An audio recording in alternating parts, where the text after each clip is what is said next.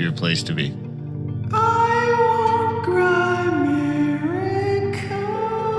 Maple syrup is the best. It's so good. Oh.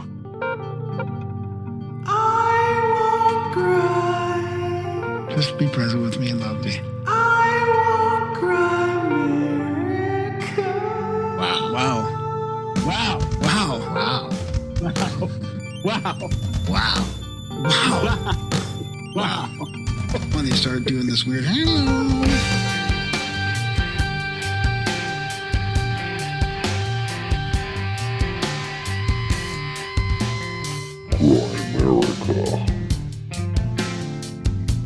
The history of humankind has been the history of progressive atomization and has come to a crescendo in the 20th and 21st century.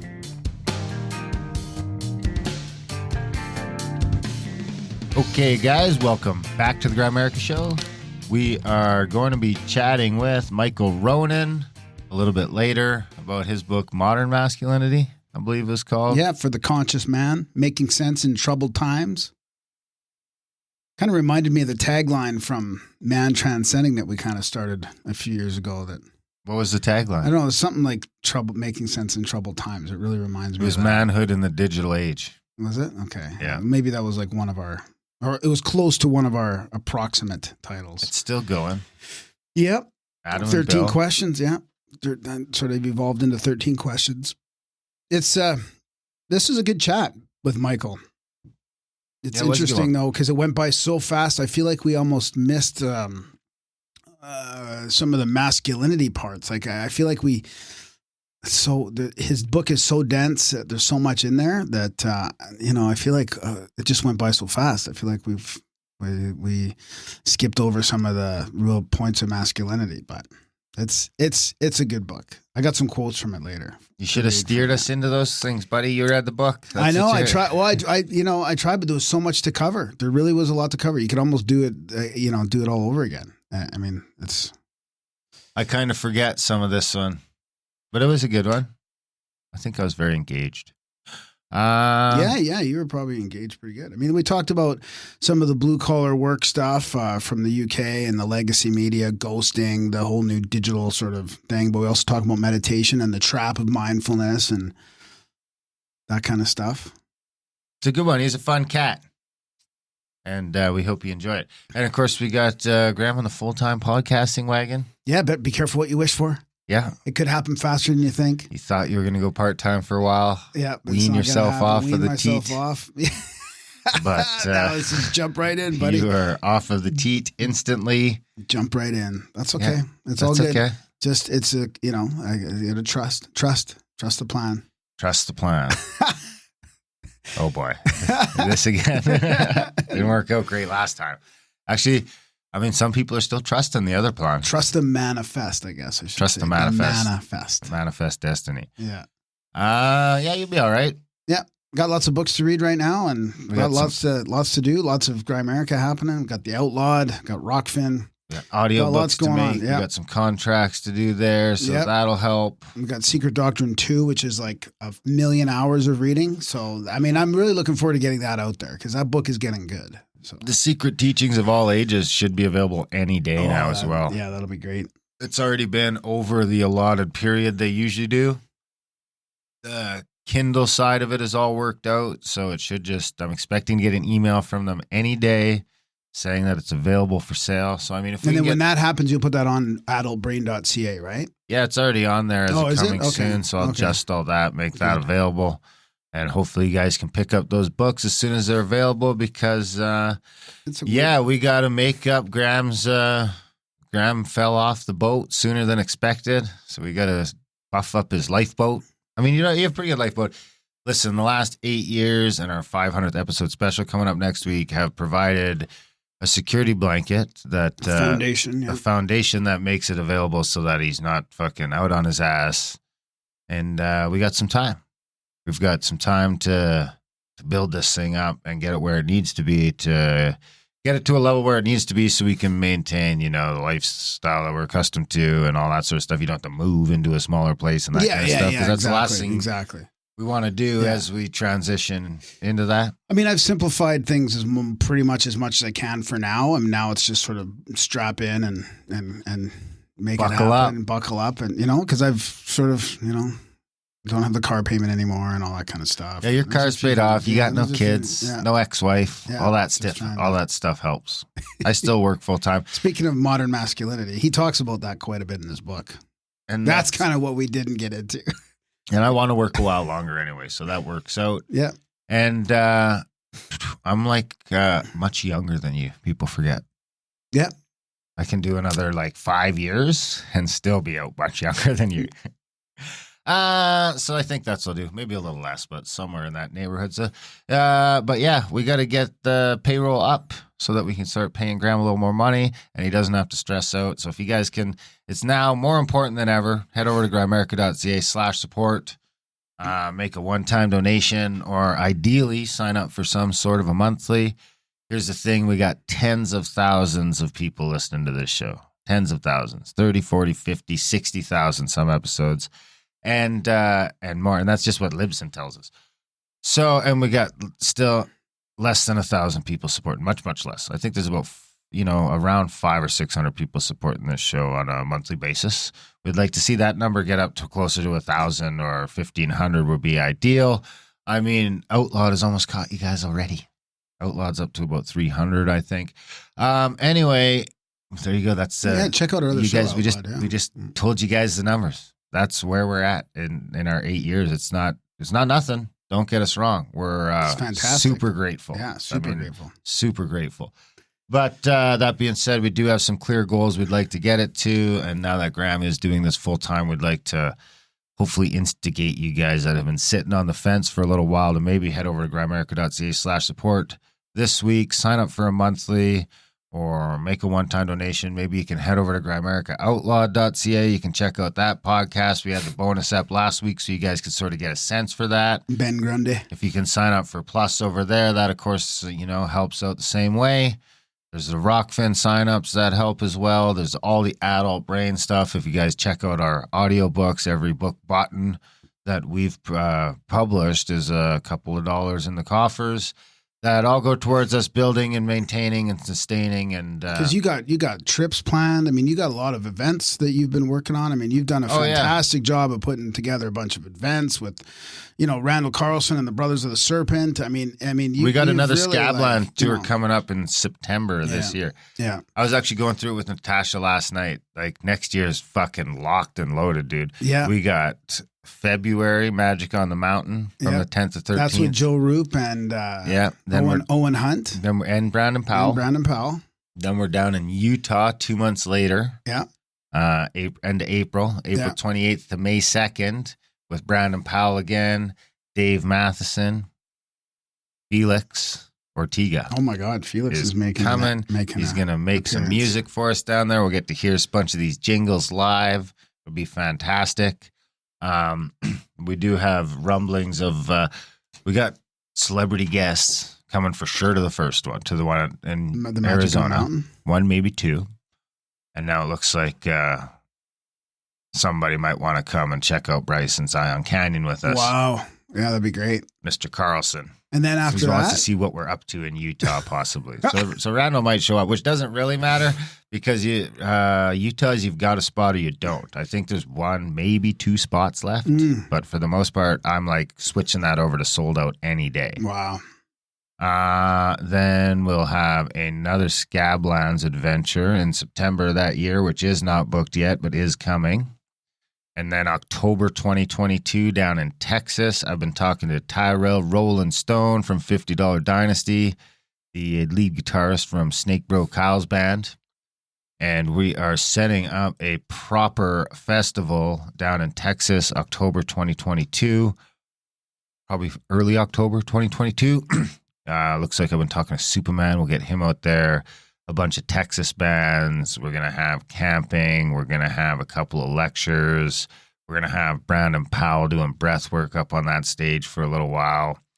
We'll have camping. There'll probably be some cabins out there as well. It'll be a 3-day event. It'll be just music and hanging out because we decided we do all these events, but they're so busy. We're gone to Zion, gone to here, gone to there. lectures, presentations. It's really like you go to these Contact at the Cabin events and it's fucking wall to wall and it's time to go.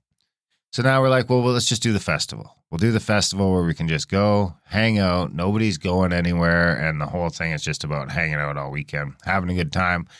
And it looks like we might start wheeling in a couple other podcasts on this as well, which could turn it into a real party. Cool. We're tentatively calling it Esoterica. But isn't that, I like the Truthzilla was talking about their festival. It was like Oregon, what was it again? Agoragon Nice. Manifest. Nice. Do they have bands? Yeah, I think so. Nice. Yeah. Yeah, I think it's a natural sort of evolution. Yeah. So what about Egypt then? That's right after that. Oh my God. November 5th to 19th, Wow, dude, that's 2022. Yeah, so next year's booked. Yeah. And then the year after that, we're going to go to the Azores at some point. Yeah. Looks like summer. We're doing a Rockfin video, another Atlantis one coming up. Speaking about the Azores, this guy's got it dialed in. It'll be interesting. It'll kind of piggyback on Randall's work. Well, maybe he wants to come to the Azores with us. Exactly. It's going to be a blast. There's a couple guys in the UK that are into Atlantis. Egypt is at like 54 already. So I think there's like 16 spots left for that Egypt trip, which we're not even technically taking deposits for yet. But that's going to happen fast. Actually, the only thing we're waiting on now we've already decided it's happening. We're kind of testing the waters to see how many people were interested. But, I mean, Ben hasn't even mentioned it yet, and we're already pretty well fucking at the number we need. Wow. So right now we're waiting on the itinerary. Yeah. Where the Snake Bros are building the itinerary, deciding what special permissions we need to have and where we need to go and what we need to see while we're in Egypt for the trip of a lifetime. The Snake Bros Egypt trip of a lifetime. So that's with Ben from Uncharted X as well. Yeah, and the Snake Bros and us. And we're going to fucking party hardy down in Egypt for 2 weeks. It's going to be fantastic. what about Brad and Randall? Are they coming? I don't think so, no. Okay. I mean, they might decide to come, but it's too soon to tell, and we're not selling it as that. So yeah, that's what we're doing. We're going to Egypt. We'll be in that King's Chamber for sure. We'll be doing down in those boxes we seen on Ben when we did the episode with him for Rockfin. We'll see all that crazy shit in Egypt. All the stuff you wish you could see in Egypt, we're going to see. Yeah. All of it. I'm going to try and maybe smoke DMT in the King's Chamber. All right, buddy. If you want to be, that's pretty brave. It is. You never know. You might come out you might come out like half reptile or something. Yeah, but then I'll take over the place. That's it. Look out. You're on the reptile overlord is in charge. That's it. Fucking running the place. I'll be kind to you. Yeah, good. I mean, honestly, if you could, dude, I'll get all the power. Do it. Go for it. I will just do a plain old meditation in there. Yeah. Yeah. Watch me turn into because a dragon. I kind of missed my chance. I was in there like 31, 32 years ago, and I just didn't really do enough. I didn't take enough reverence with me when I went there. That'll teach you. I did smoke a doob on the pyramid, though. On the top? Yeah. No, you don't go at the top, but I mean, you can climb up a little ways. You probably can't do it nowadays, but back then we did. I'm going to the top. We went high enough where it wasn't that obvious that, some of the guards couldn't look up and say, hey, what are you doing? I'm going all the way to the top. You can't climb it up all the way to the top. No, you can't. I'll pay someone money. I don't think you can even physically do it. I don't even think it's climbable all the way up. Yeah, there's a fence? Because the fucking blocks are huge, dude. You can't just I seen a picture of Graham Hancock on top. Okay. Well, so you can maybe he flew up Hancock there. Maybe he flew up took there. a helicopter? Yeah. Yeah, I'm sure that's what happened. Maybe you just suck at climbing stuff. All right, what do you got? Okay, I got some quotes. I want to do like 3 quotes because in Michael Ronin's book, he's got some great quotes in there. I like books with quotes. You like books with quotes? Yeah. See if you can guess any of these. Should I put some quotes in my book then? Just for you? Yeah, do it, dude. Okay. For sure. Quote me. No. Quote me. Quote you? I smoked a doob on the pyramid. Graham. I'll have better quotes than that. I'll have quotes out of the fucking audible outtakes. fucking. I don't do that anymore. It's the profound quote of the week.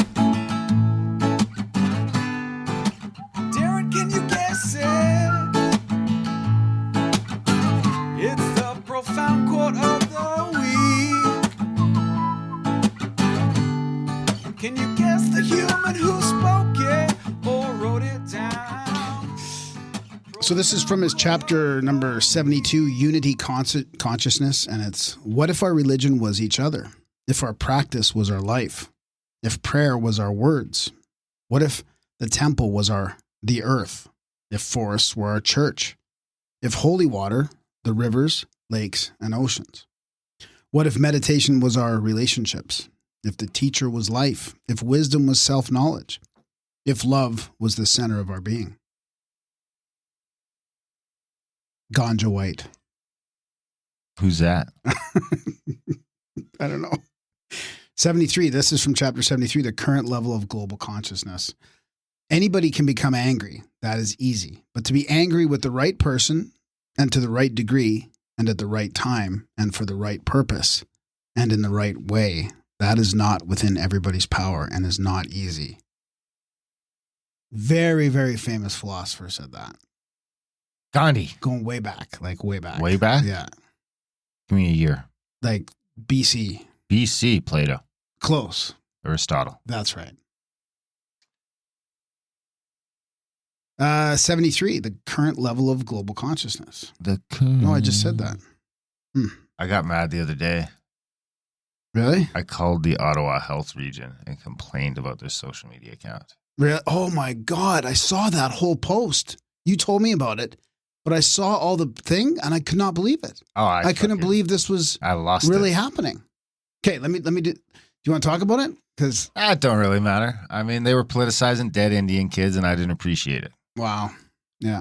It's none of their fucking business and they don't get to be. Well, it kind of. They don't get to be. No. They don't have to get an opinion on. They're the ones. Well, it's not even just the opinion. It's like they want some fucking sympathy. Go fuck yourself. It's your organization right now that is taking more Indian kids away from fucking families than the church or anybody else. Is the health. Indian kids are taken away from their fucking parents at a fucking like 5 to 6 to 8 to 1 rate to anyone else in fucking Canada when it comes to the family services. Yeah. So, I mean, I'm sure there's plenty of cases where it needs to happen, but I'm sure there's plenty where it doesn't. Yeah. So.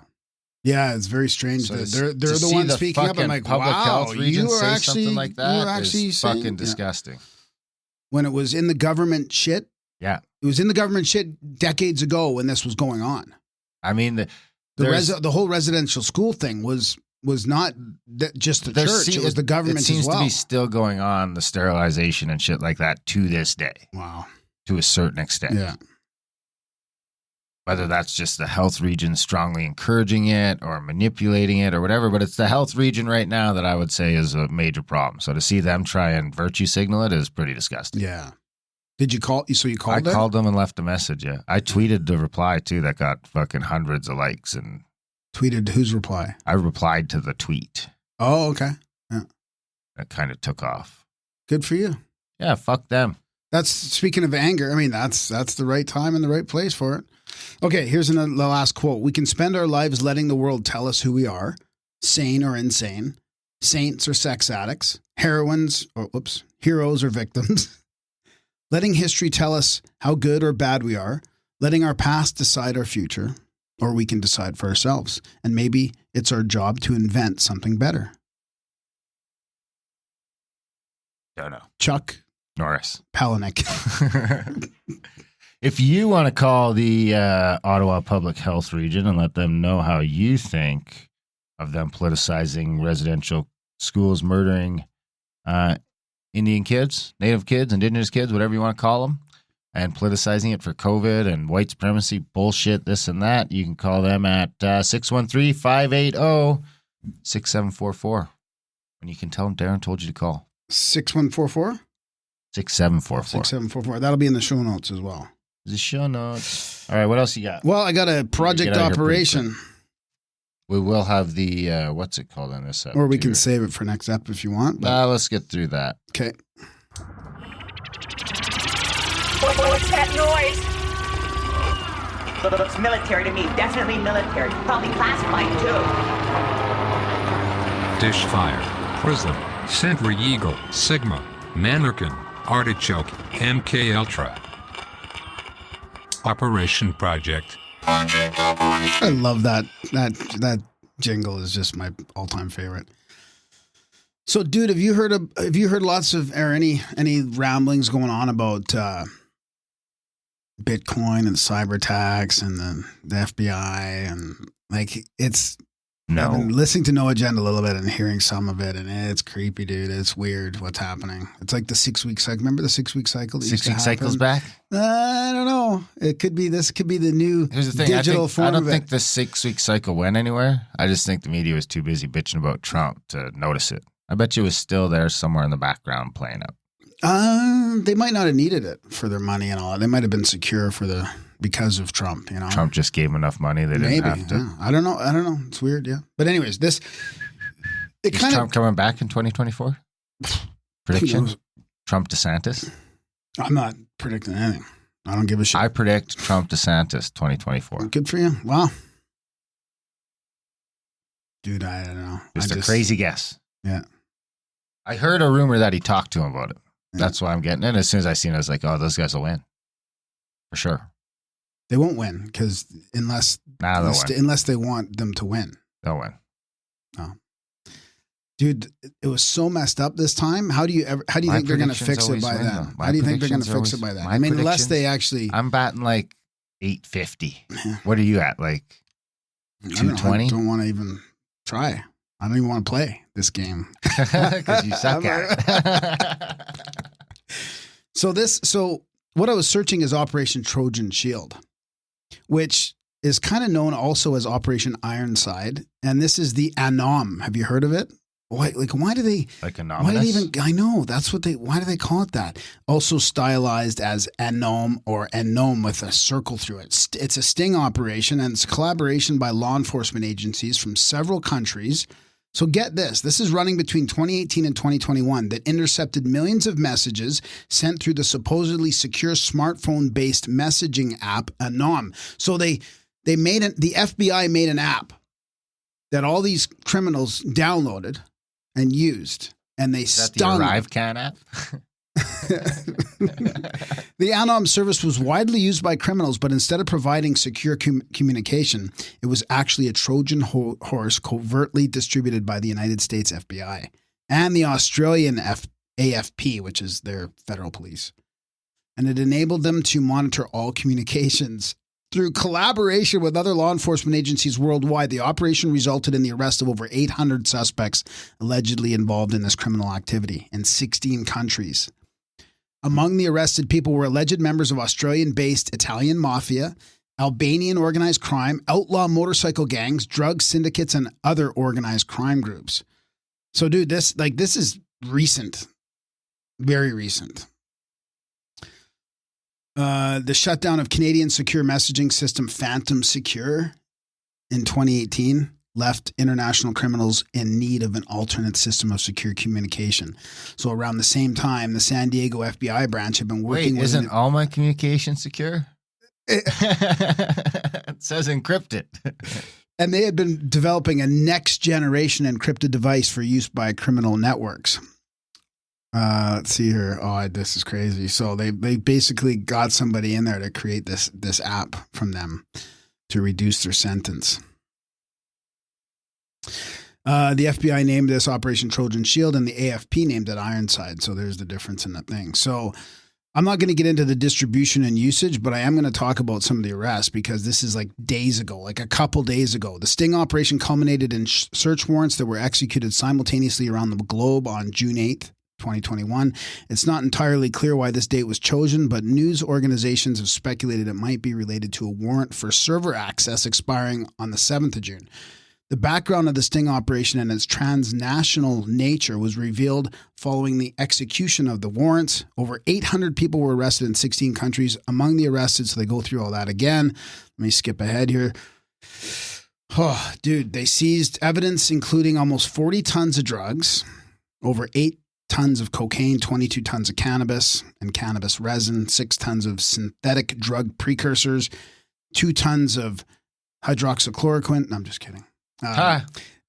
2 tons of synthetic drugs, 250 guns, 55 luxury cars, and more than 48 million in various currencies and cryptocurrencies. Oh, I think we were caught up in that. Was that like 3 days ago, 4 days ago? Oh no, that wasn't. When I lived, I remember like a few years ago when I lived when I still lived on the lake over there. Mm-hmm. there was like the house like up the road, like 40 houses up the road that they fucking raided and pulled 2 Lambos out of it, 2 yellow Lambos and a bunch of shit. And that house was like just there and empty and vacant for a long time before they sold it again. Yeah. So it was like turned out to be that this dude on my street was just a major crime kingpin. Wow. In Australia, 224 people were arrested on 526 total charges. In New Zealand, 35 people with a total of 900 charges. Police seized $3.7 million in assets, including 14 vehicles, drugs, firearms, and more than $1 million in cash. Over the course of the 3 years, more than 9,000 police officers across 18 countries were involved in the sting. Damn. Australian Prime Minister Scott Morrison said that the sting operation had struck a heavy blow against organized crime. Europol described it as the biggest ever law enforcement operation against encrypted communication. And then it's also in Germany, Netherlands, Sweden. But I'll tell you what's happening, dude. I mean, this is going to get really crazy, but when you listen to some of the mainstream media spouting this stuff, they're talking about, you know, Bitcoin being basically evil, used by criminals. That's all it's for, using for crime. The underground crime network, Bitcoin. Like, they are demonizing Bitcoin. And it's interesting that it's at the time when, like, because they want maybe we shouldn't get into it. Maybe we shouldn't. Yeah, I don't know. Maybe we shouldn't get into it. But I don't want to be too negative on this show. I want to say that for Outlawed. But but the supply chain's gonna have some problems coming up. And the supply chain, and it's all part of like this. If you're paying attention, is all part of supply chain has problems now. It's only getting. I know. Meat grinders have wait lists. Wow. Because of steel in China. Yeah. That's where this is boiling back to. The sausage supply shop in Calgary has a back order on meat grinders. They're number 872 on a list. Wow. That's all to do with stainless steel coming out of China. Wow. Yeah. Yeah. It's going to get really. Because the war is coming. Yeah. I mean, first it was coins, now it's steel. Yeah. And it's starting to be ammunition. Just be prepared. I mean, whatever's coming, it doesn't hurt to be prepared. Yeah, exactly.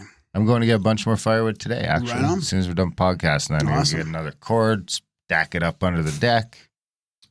And yeah, I think that's smart. Whatever you can do to prepare to try and make yourself resilient from any supply chain disruptions. I mean, I think that's sort of the key. Just because, I mean, this crypto thing is weird. I'm resilient from the supply chain already. Now I'm trying to get resilient from the power supply. Yeah, because the EMF, or was it the EMF? The WEF came out and said they've started warning about this cyber pandemic and only make COVID look like a distraction. It'll be so bad. And then now we're seeing all these weird, ransomware attacks, and they're blaming the criminals in Bitcoin, and who knows, right? Who knows what's really going on? But it's pretty alarming when the WEF warns of that, and now it's happening over and over again. They're just blaming. Trump's going to bust them all up, take them to jail. Trust the plan, bro. It's all coming around. Zulu's still out. Anyways, this is in Wikipedia, so I'm going to pop it in the show notes and take a perusal. All right, guys, we love you. Oh, hang on. You're gonna pop in. Yeah, I'll get to that. Oh, okay. Sorry. We love you. Gramerica.ca/support. Sign up for that monthly. This show, if you can, we'd love you. We'd love to see an extra 100 or 200 people sign up. Maybe you can be one of those people. Give us a little boost in our hour of need. I think this is the first hour of need we've ever had. Like 8 years. Mm-hmm. But we're here now. So please support. Gramerica.ca/support. We will pop in the teaser from Mr. Cometan himself. Cometan. Yeah. Is that his legal name now? I think so, probably. Yeah, I don't think it's just an alias. I mean, he wrote the Omnidoxy for the religion. So astronism. Go ahead, have a listen to the best of, and let us know what you think. Yeah, it's actually pretty cool. It's a pretty cool non-dogmatic religion. After that, we'll jump into the chat. Is it just coincidence that that's the religion chat is right around when stop full-time job? And maybe. Then we'll jump into the masculinity stuff. Maybe I'm going to be a priest of what would it be called, I wonder? It'd be a space priest? You could probably go through some old Star Trek episodes and you'll find something. Viceroy. Enjoy the chats.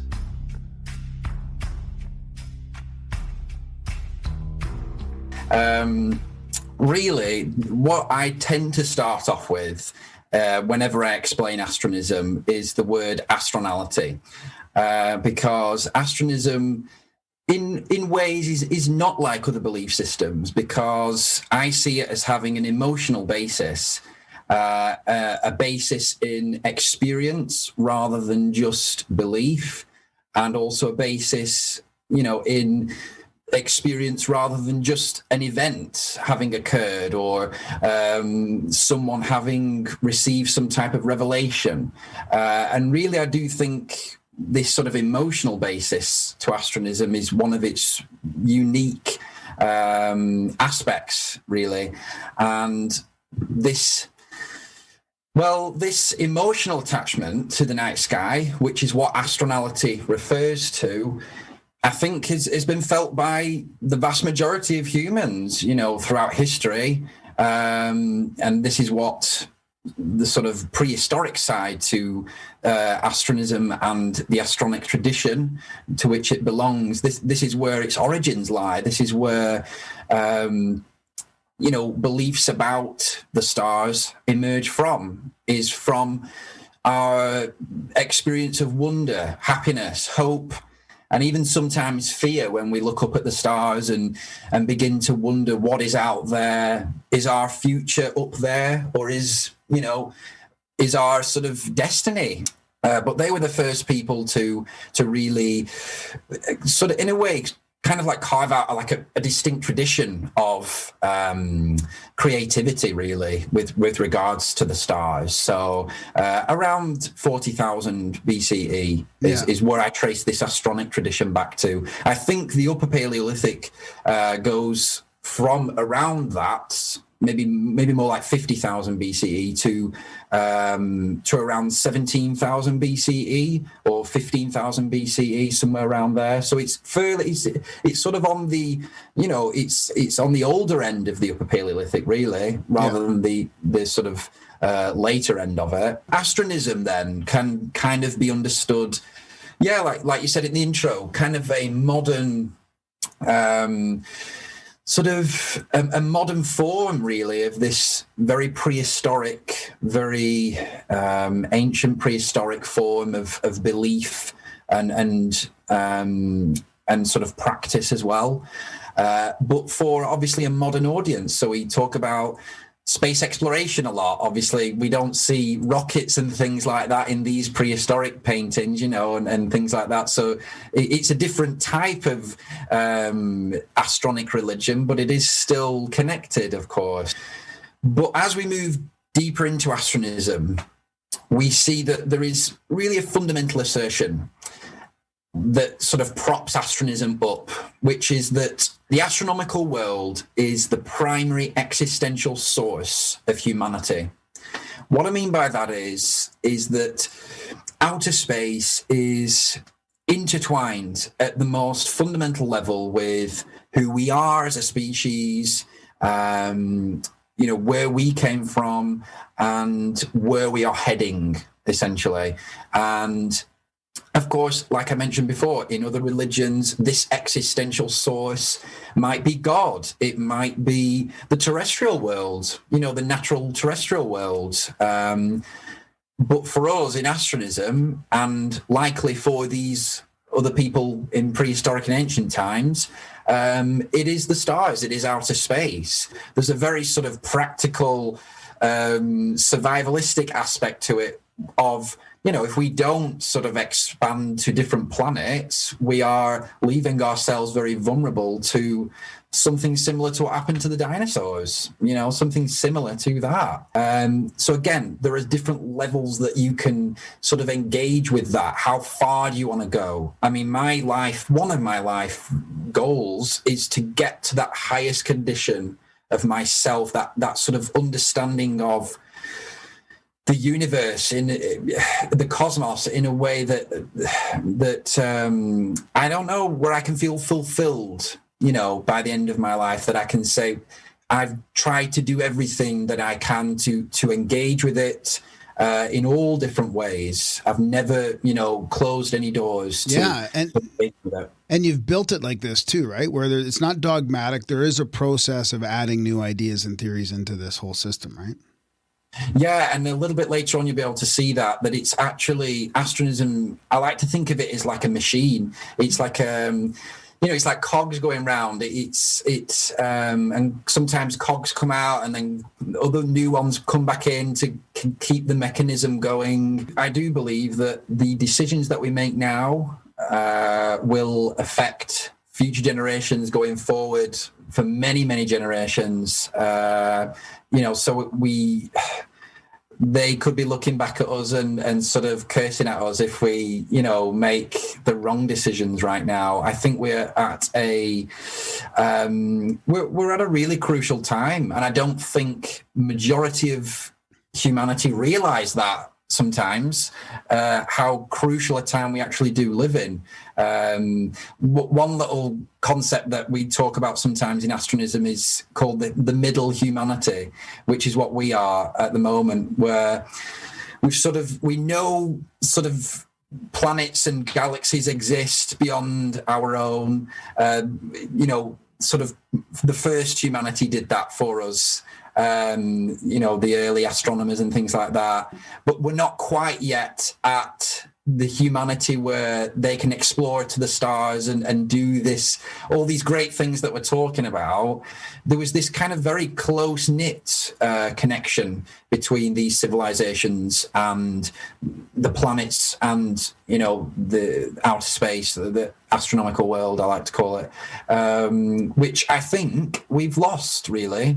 Again, that's what I've kind of founded astronism for, is to kind of regain this sort of close connection to the stars. I think the more that we've learned about how big the universe is, the more, distant these things have become in our minds as well. Like you were saying before about, the planet was 46 billion light years away or whatever. I did it this year in order to create the dictionary, the institutional dictionary of astronism, which I published in March, which was a product of me just kind of going away for, a couple of months and just exploring every aspect of astronism that currently exists.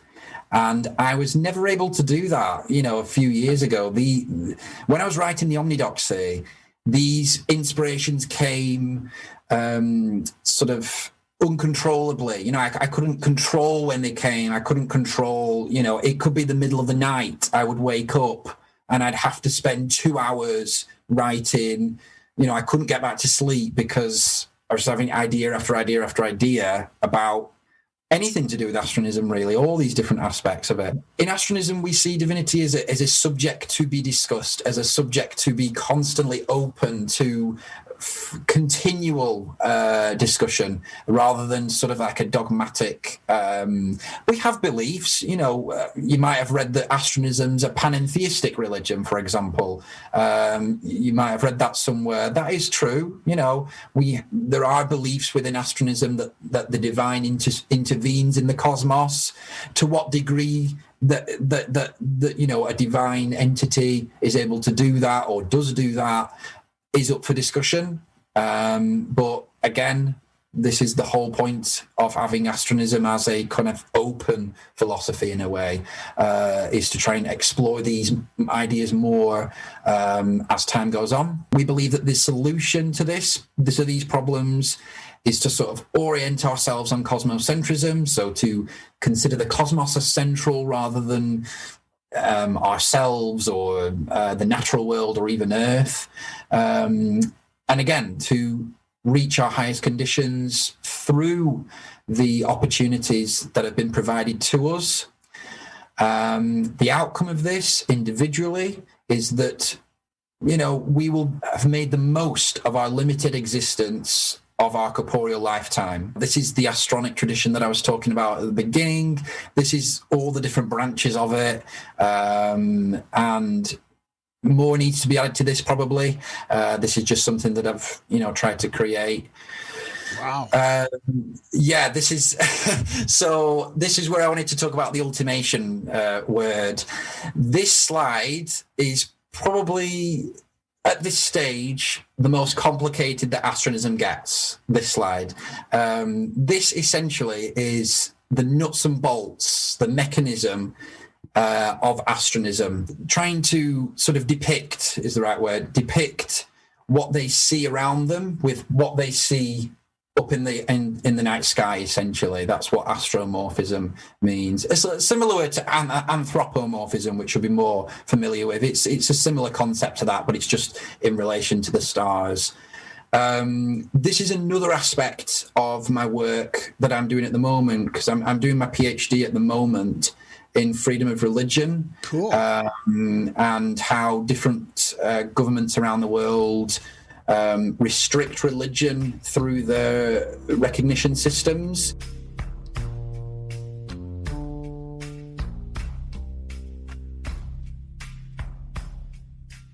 All right. Tonight we've got Michael Ronin with us. He's an interdisciplinary cultural commentator, and he's an author with a new book, Modern Masculinity for the Conscious Man, Making Sense in Troubled Times. Thanks for coming on. Guys, it's a real pleasure to be here. Thank you so much for allowing me to talk to you. Yeah, it's great. Like we were saying before, I loved your book. It's one of my favorites. Honestly, it was it was kind of like no holes barred about modern masculinity. You didn't really hold anything back, which is great. And it really reminded me, Darren and I were kind of starting up sort of like another show a few years ago, and it was kind of about like a man transcending type thing. It was very similar, nice. Very similar to some of the stuff that you talk about in your book, or at least, so we've been thinking along this way for a while, but it was really good the way you put this book together that had not only stuff about masculinity, but about the control systems and about femininity and the divine union. And I just really loved it. So maybe we could just start with a little bit about yourself and, sure. And then how you got into writing the book. Yeah. I've done so many different things in my life. It's led me down so many different avenues. This is my latest iteration. In the past, I was a professional actor for several years. I was a teacher, a Montessori teacher. I've been, let me think. I've been an account manager for a website development company, a baker, a farmer. Worked in publishing, actually for a male interest magazine back in England, and worked in the government for one couple of agencies there. So, I kind of have this desire inside me to get as broad a range of experiences as possible, rather than becoming a subject matter expert or sticking with one profession. I guess I would be the perpetual novice. Actually, you name that in the book, and I meant to write a note about that because the perpetual novice. No, you named you. There was another name in there, and I always thought of it as almost like a dilettante. But there's some other name you used in the book, and I kind of have to do that too. Like I can't. Doing this show, and we do a couple shows a week now, I can't dig into anything really in depth. Although sometimes I kind of feel like it, but I have to try and stay like kind of more of like a surface level with all these different things, which I also really love. So I really appreciate it. So that basically makes us Renaissance men. I think the word you were looking for was philomath. Yes, that's what it was. Yep. It's a lover of learning and studying, and I just love to uncover and discover things which generally are not part of the collective awareness. Yeah. And it sounds like you guys do exactly the same thing with your podcast as well. Exactly. Which is what's appealing about it. Yeah. I could have chosen to be the sort of guy that goes around inventing great gizmos or, earning pots and pots of money, looking for to lead a powerful existence, but that's not who I am at my core. I guess essentially I'm a map maker. I look at the social landscape and I make a map, and then hopefully that map is then useful for other people to peruse. In fact, funnily enough, I was thinking about this today. My favorite fictional character is Bilbo Baggins in The Lord of the Rings. And he and I are very similar. He's a map maker as well. He made a map of Middle Earth. He spends his time writing books. He's very introverted, quiet. He keeps himself to himself. He loves his garden. And every now and then he goes out and has a great adventure. He goes out and challenges himself in the world, but not as an everyday act. It's just like a once or twice a lifetime. He gets out there and finds out who he really is in the real world. But my preference is basically books and learning and making maps. Excellent. Yeah, that makes sense because you did tie a lot of things together in this book. Yeah, it's interesting because I've actually come to regard men in a favorable light that I never previously was able to. I grew up with a tyrannical father and stepfather, and he was just an angry ratbag, and he pretty much made my life miserable. I was verbally abused, physically abused, and grew up basically thinking that manhood was not something I should aspire to. If that's what's on offer, then you can shove it. So it took me a long time to deprogram myself from that sort of programming that he gave me, and I've now hold men in high regard, and I would even say that they are the fairer sex in many ways. But today, I look around me and I can see that many men are experiencing a crisis of masculinity. Men as a whole are now considered contemptible by society. They're subject to claims of their masculinity being toxic, or of having male privilege or patriarchal privilege, if you like, or of being, born to be violent abusers or potential rapists. There's a rapist just waiting to get out of every single man. And I know that that's not the case. There are husbands who are subject to what's called divorce rape, which is coming into common parlance. And what that means is they're basically getting shafted by their wives and the wives' pitbull lawyers in family court, and losing half of their shit and losing their kids. And the system is rigged against them in family court, which we could get into later if you like. Yeah. There are so many things. It's like, there's the presence of men in colleges, which is declining and has been declining for a couple of decades now. Those kids that get into college are then just one step away from a false allegation of sexual abuse. And now they have these college tribunals, which are like these kangaroo courts where you're summarily you're summarily judged as to whether or not you have transgressed in terms of some sort of sexual aggression against a woman, and then summarily expelled from college. It's so interesting that colleges are allowed to adjudicate as serious a case as rape, because why on earth wouldn't they adjudicate like murder in that? If a murder takes place on a college, by the same token, what is to stop them from adjudicating a rape case? Yeah. A murder case. Yeah. And why on earth is this not in a court of law? Just like murders are. Rape should be in a court of law, but they're not. They're college tribunals. Yeah, that's a good point. So, we kind of know where, the colleges are kind of, they're indoctrination camps lately. Yeah. So it's not a surprise really that they can do right. that. So how did you, before we get too deep down that, how did you transform into how did your views about men transform, and how long ago did that happen? Did you have to participate in a bunch of group things with men, or did you what made you actually change your mind about that? Yeah, back in 2012, in my community, a few of us got together and set up a men's group here. Initially I thought to myself, well, why just men? It seems very strange.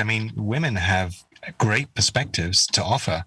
It's not like they are clueless or have nothing valuable to offer and understandings of the world. Why should men separate themselves from women's understanding?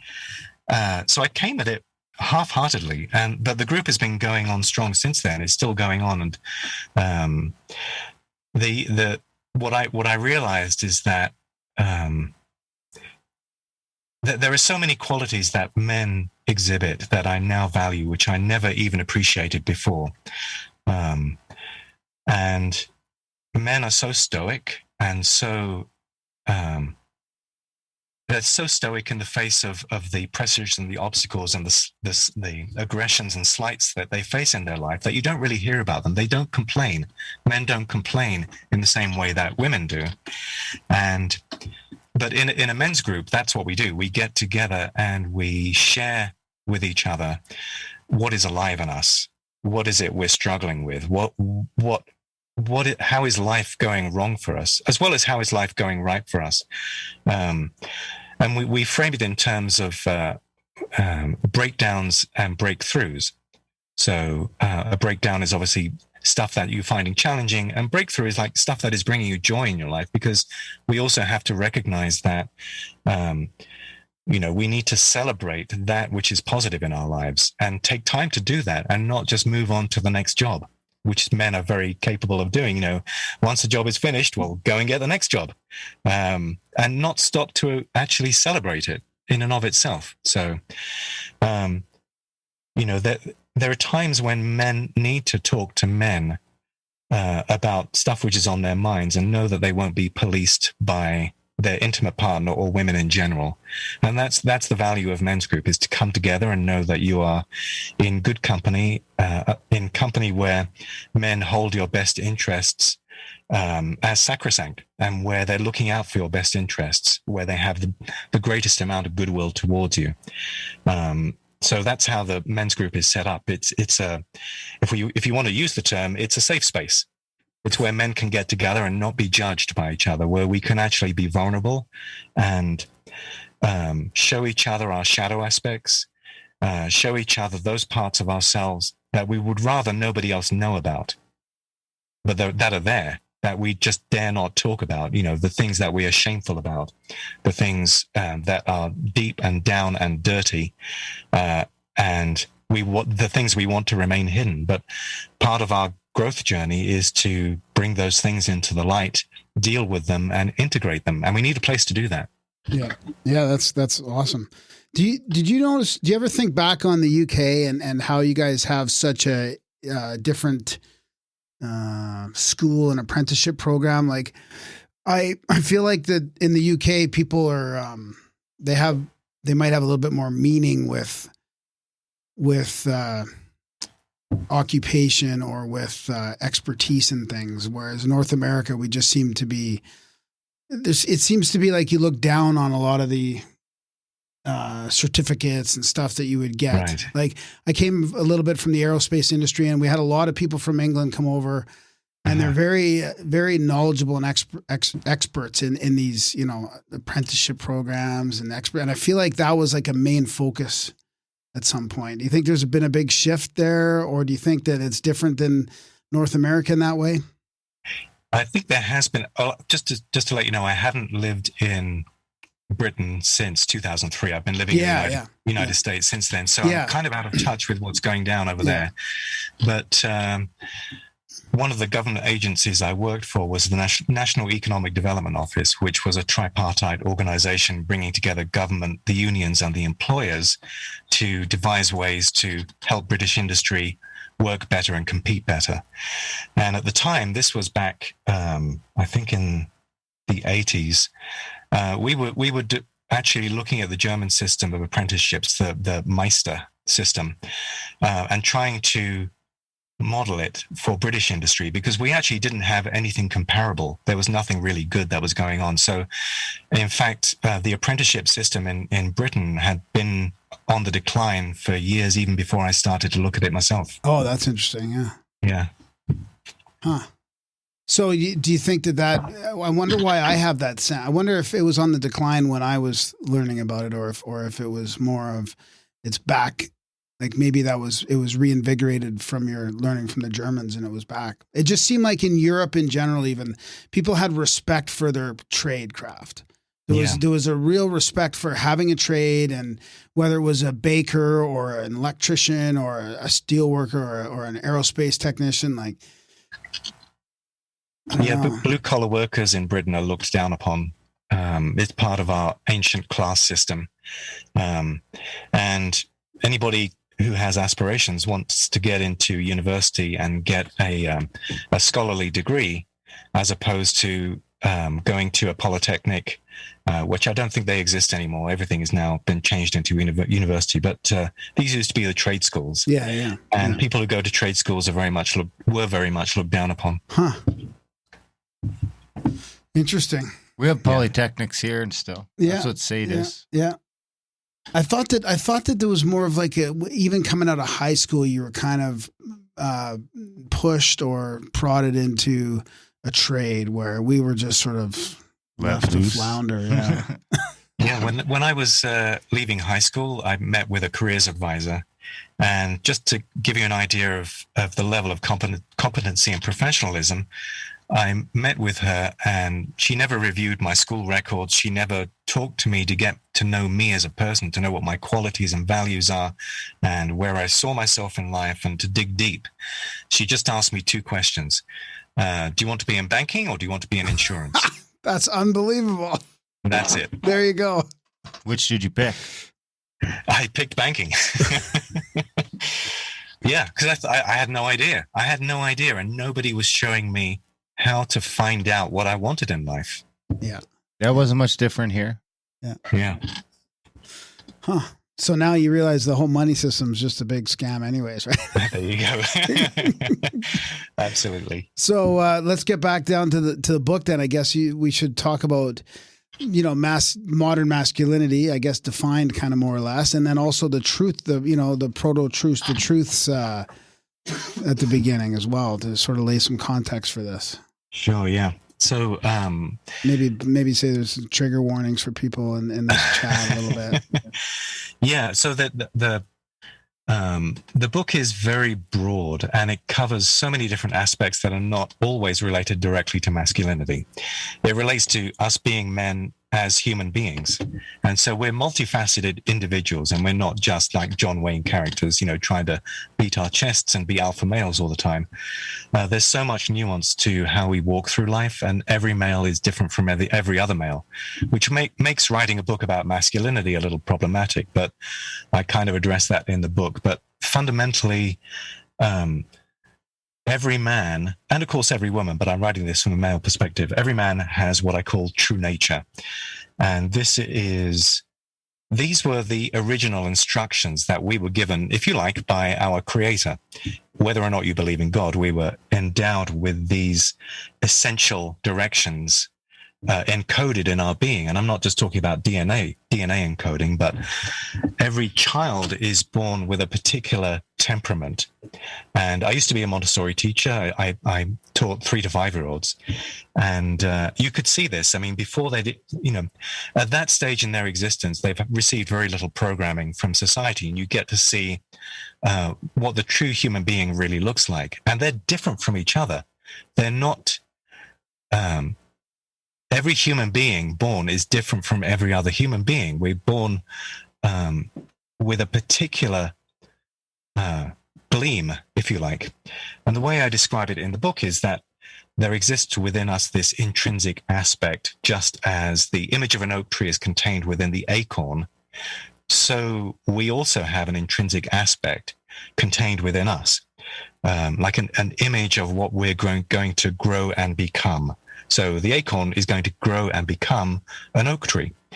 Now, the acorn doesn't know exactly what sort of environment it's going to be planted in, doesn't know if it's going to be eaten at some point in its lifetime before it even gets to be a tree, but it knows it's an acorn, and it's its job to basically fulfill its potential. It's brought into existence with the desire to become the biggest and baddest oak tree in existence, and to become one of those majestic oak trees. And of course, not every acorn ends up like that. The same is true of human beings. We have encoded in us our true nature. And from the time we're born, we are presented with an environment which either selects for the fullest expression of us or doesn't.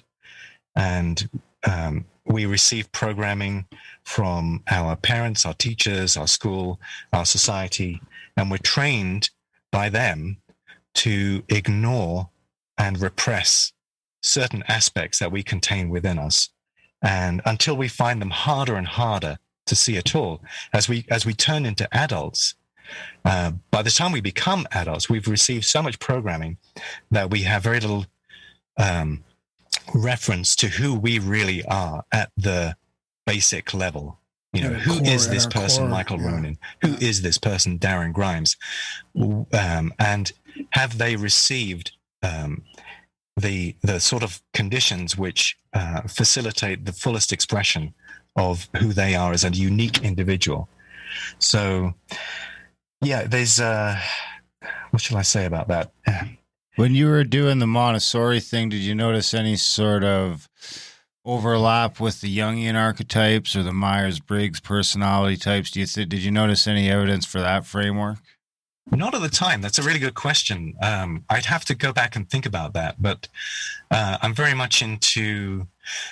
I like the Myers-Briggs stuff and the Enneagram and all of these things which are reference points, which help us see who we are. And the flip side is that if you get attached to a particular label, then it can potentially define who you are. But I find it very, very useful. I'm an INFJ, which is an introvert, but it's the most outgoing introvert, and I comprise 1% of the population. There are only 1% of INFJs in existence. So that kind of gives me a perspective of being on the edge of society. I get to stand back and make maps and look at how culture is formulated. I mean, you could even say I'm a cultural anthropologist with an interest in men and masculinity.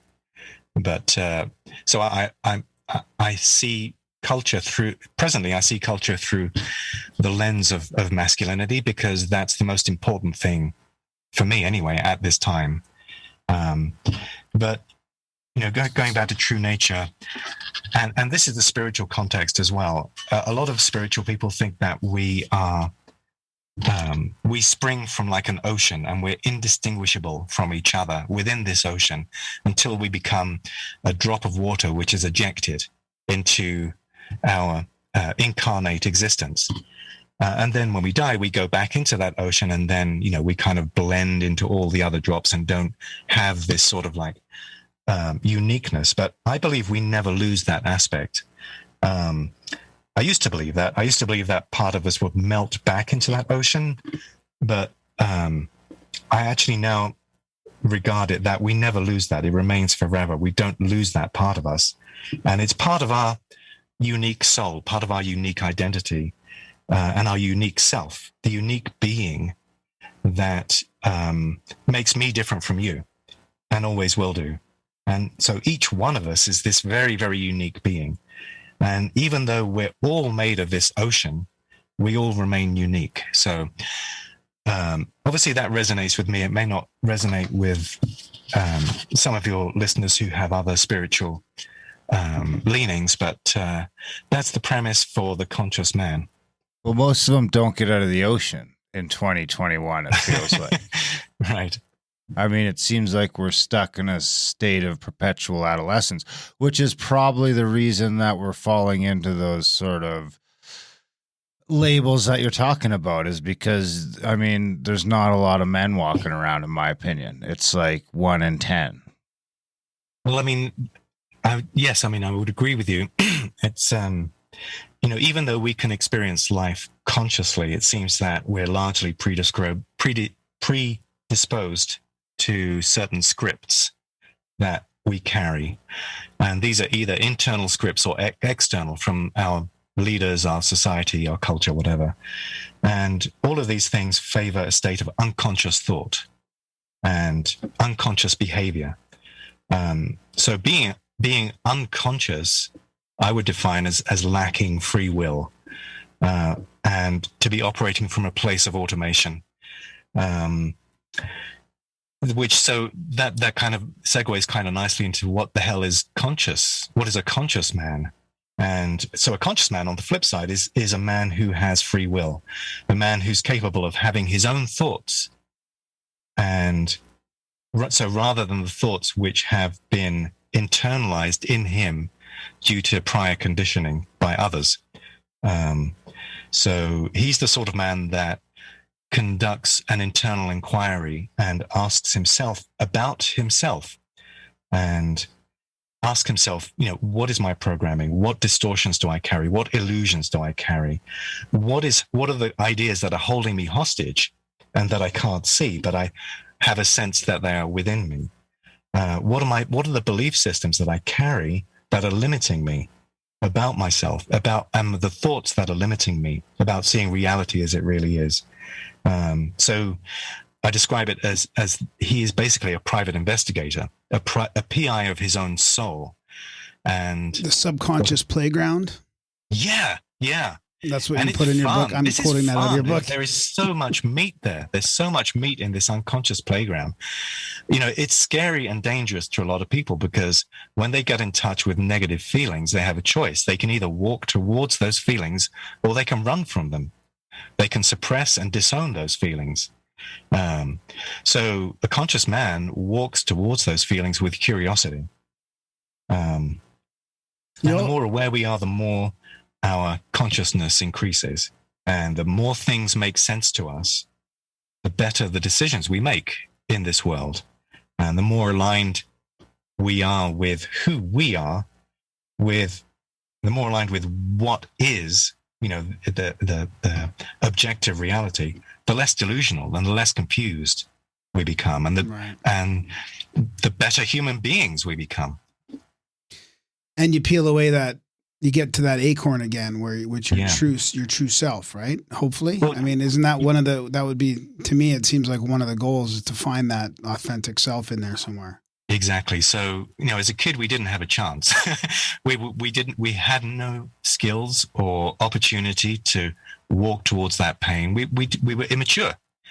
Until we became mature, we never had the opportunity to do so. But once we reach adulthood, then we can start asking ourselves those questions. And some of the questions that you might ask is what happens if I strip away all of those programmings, all of those conditionings, all of those belief systems which have been implanted in me, and what remains after that? Once I've removed all the garbage that's inside me, my contention is that what remains is our true nature. Yeah. Is there any way to hack that, or what's missing? Because I feel like we're maybe a few dozen, or we're within maybe at least earshot of that being more ubiquitous throughout all the cultures. And it seems like, it's really started to break down over the last couple 100 years, and the last couple of dozen especially. Do you think there's something missing in the modern experience? I think our masters know how to program us really well. They've been studying us a very, very long time.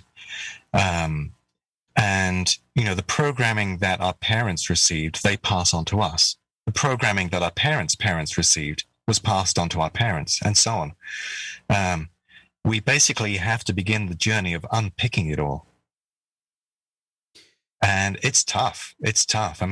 Especially that there is a sense-making crisis in our world today. It used to be that we get all our information from the legacy media. You read the newspaper in front of the fireplace 100 years ago, and you would think you would understand the world because you read the newspaper, and the newspaper told you what to believe. It presented a world that made sense to you. And then there came this thing called the internet, and suddenly a whole slew of information that was previously unavailable was made available, and people began the process of waking up and discovering that some of the programming they received, some of the narratives they received, were in fact false. And there's always been moments in history when the curtain has been lifted up and you see the Wizard of Oz operating the levers behind the curtain. But generally speaking, they're pretty good at keeping that curtain in place. The internet has made that life for them very, very difficult. It's been both a blessing and a curse for humanity. We have our heads kids have their heads down in their devices for on average 7 or 8 hours every day. From the age of 8 to 17, I think it's between 6 and 8 hours. And so they're losing the ability to actually connect at the human level a lot of the time, and we can get into that later. I mean, there's a lot of dysfunctionality. For instance, ghosting is coming into common parlance, is where, someone, you maybe have a relationship with someone and then they piss you off and you ghost them. And ghosting basically means never getting in touch with them again. And usually that means through electronic media. So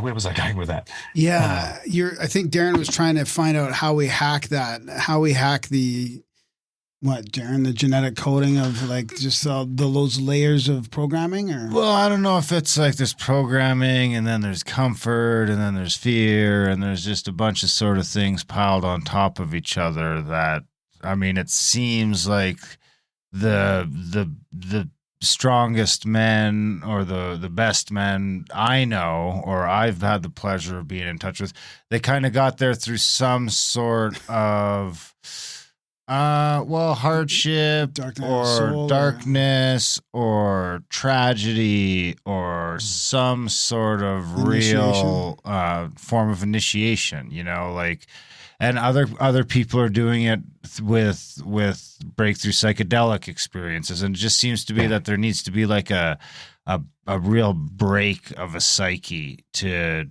turn the page from just wanting to watch the TV all the time to try to create a better world for yourself and everyone around you, and maybe just a better world in general at the high end of that. Yeah.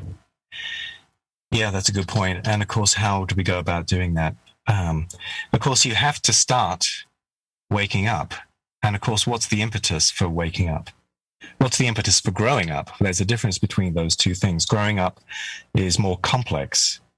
I'm speaking about waking up in the spiritual context, but growing up is more complex than waking up, and but it's as essential as waking up. And in the book, I largely focus on growing up, developing one's character and the way you understand the world.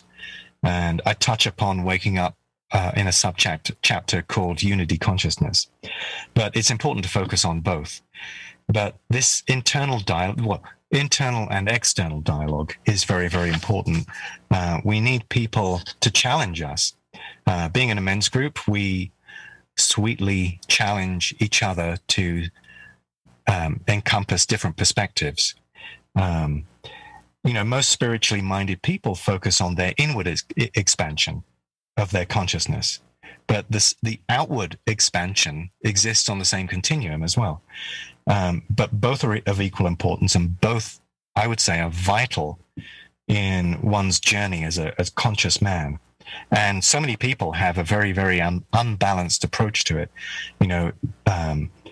They either think that if they're spiritual, then they pretty much ignore big stage politics and how the world is shaping them. They think they're shaping themselves. They think that their dysfunctionality is a product of their own mind and nothing to do with society in which they grew up. And on the other end of the spectrum, you've got people who devote themselves to running for office or campaigning or finding out the truth. The sort of investigative journalists or citizen journalists who focus on that end of the spectrum of bringing that level of consciousness into public awareness, and they don't focus on the spiritual side. They don't go inwards for themselves. All of this is on a continuum, and I think it's necessary for conscious men to embrace both for a full understanding of what it is to live in this world and how civilization is shaped to enslave their minds and their productive capacities. Both how the powerful have rigged our lives to predispose us to mental confusion and mental illness at the personal level, and also how they've rigged society to essentially, although we don't perceive it as such, we live in a tyranny. It's presented as a modern democracy, but this is smoke and mirrors, and I can talk about this later. Yeah, for sure. I also later want to get into the spiritual aspect that you talk about, I would call it maybe like the mindfulness trap, or the power of positive thinking trap, like, you know, where, instead of taking action or whatever. So I definitely want to dig into that a little bit.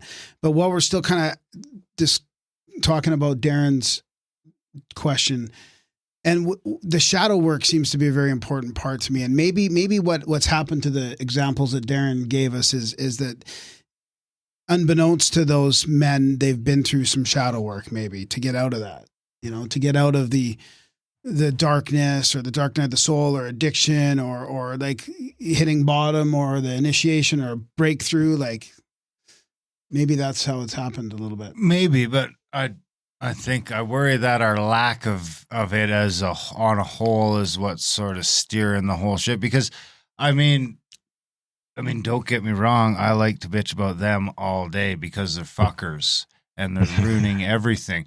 But to a large extent, you know, we just sort of we're responsible for that, for just, you know, taking the easy way, not saying that thing that's going to rock the boat, just, you know, on times that by a couple of 100 million, a couple of dozen times a day. And, you know, all of a sudden, I guess the point I'm trying to make is we don't get off here so easy of just passing the buck, because, you know, you know, I guess for the same reasons I mentioned before, I don't know. I just feel like that's a concern especially with it seems like there's there's a problem with modern masculinity, like you've pointed out, and it's heading in a bad direction. And I worry that we need to really take part of that is us taking responsibility for what we've sort of let go in the name of security or comfort, or just taking the easy way. I mean, it's just taking the easy way instead of the authentic way. And we're all doing it at some level every day. Some of us more than others, and some of us, you know, to a bad extent that we're stuck in a life that we don't like. Yeah. Yeah, it's easy. It's easy to be unconscious. There is a comfort in being comfortably numb, to go to the Pink Floyd song. Comfortably numb is a way of coping with this world. It's not easy to be a conscious man. You get to be disillusioned. And when I say disillusioned, I mean it in two senses. You get to be free from illusion. You get to be disillusioned. You also get to be disillusioned. You get to be sad at what you see. You don't get to be numb at what you see. You have to contest with it because you've woken up. Now, so I can see why a number of people, I actually think we're a polarized society in many respects, but we're also a polarized society in that more and more people are becoming unconscious, and more people are becoming conscious. I agree as well. Yep. There's the middle is less now, I think. Yeah, exactly. So there's cause for celebration. And if you subscribe to the 100th monkey, perhaps you're familiar with that term. The more conscious people there are in the world, the better the chance we have of making it into the sort of world we want to inhabit. So, you know, conscious men use any number of approaches to deal with their shadow aspects, which may include various therapies, journaling or meditation, or somatic practices like yoga, self-reflection. Being an introvert, I like solitude and journaling. And of course, I have my men's group, and I've been to Peru for plant medicine ceremonies.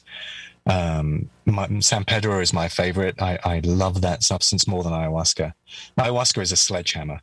Try some DMT, bro. San Pedro is like a gentle grandfather. Anyway, so there are a number of ways to cultivate self-compassion and radical authenticity as a conscious man. But because our society is so hugely individualistic, that integrating those shadow aspects is so problematic. It, you know, for the most part, it's considered a personal process. It's up to you to do it. There's no support for you to come into the fullness of your being and be a full human being, because our leaders don't want you to be. They want bricks and a wall. The educational system is there to design to produce bricks and a wall. So why should they make you the best man that you could be? So it's up to us. It's a personal thing. It's not a collective thing. And I think that needs to change. The sort of society we need to design would include the facilitation of all men and women coming into the fullness of their beings. I don't know. I could go Mad Max too. I mean, lately, I really feel like I could go either way. You see that that's I definitely resonate with that. I mean, I'm a prepper, and I take that sort of scenario very seriously. But at the same time, that's not the sort of world I want to inhabit. Yeah. You talk about that. I mean, you talk about these solutions in your book too, the group, the group solution, and also the righteous anger kind of thing, like, which is, I think that's what Darren's talking about. I mean, he's got a whole chapter there about, not just getting angry, talking about it or whatever, but there's an anger that's okay. There's a proper anger. Yeah. So there's two different angers. There's the egoic anger, which is the sort of vapid, self-referential anger. When you get angry at someone who's like crossed you in some way, maybe they stole an idea from you or they cut you up in traffic or whatever. That's egoic anger, and the conscious man, I think, would be well advised to address that in himself and integrate it and transcend that. But there's another type of anger, which is the anger that we experience, which involves righteous anger at the sort of world that we live in. And this anger is very different. It comes from a place of love and respect. And the root of such anger is optimism that's been frustrated. Looking around us, we know that there is a better world that could be brought into existence.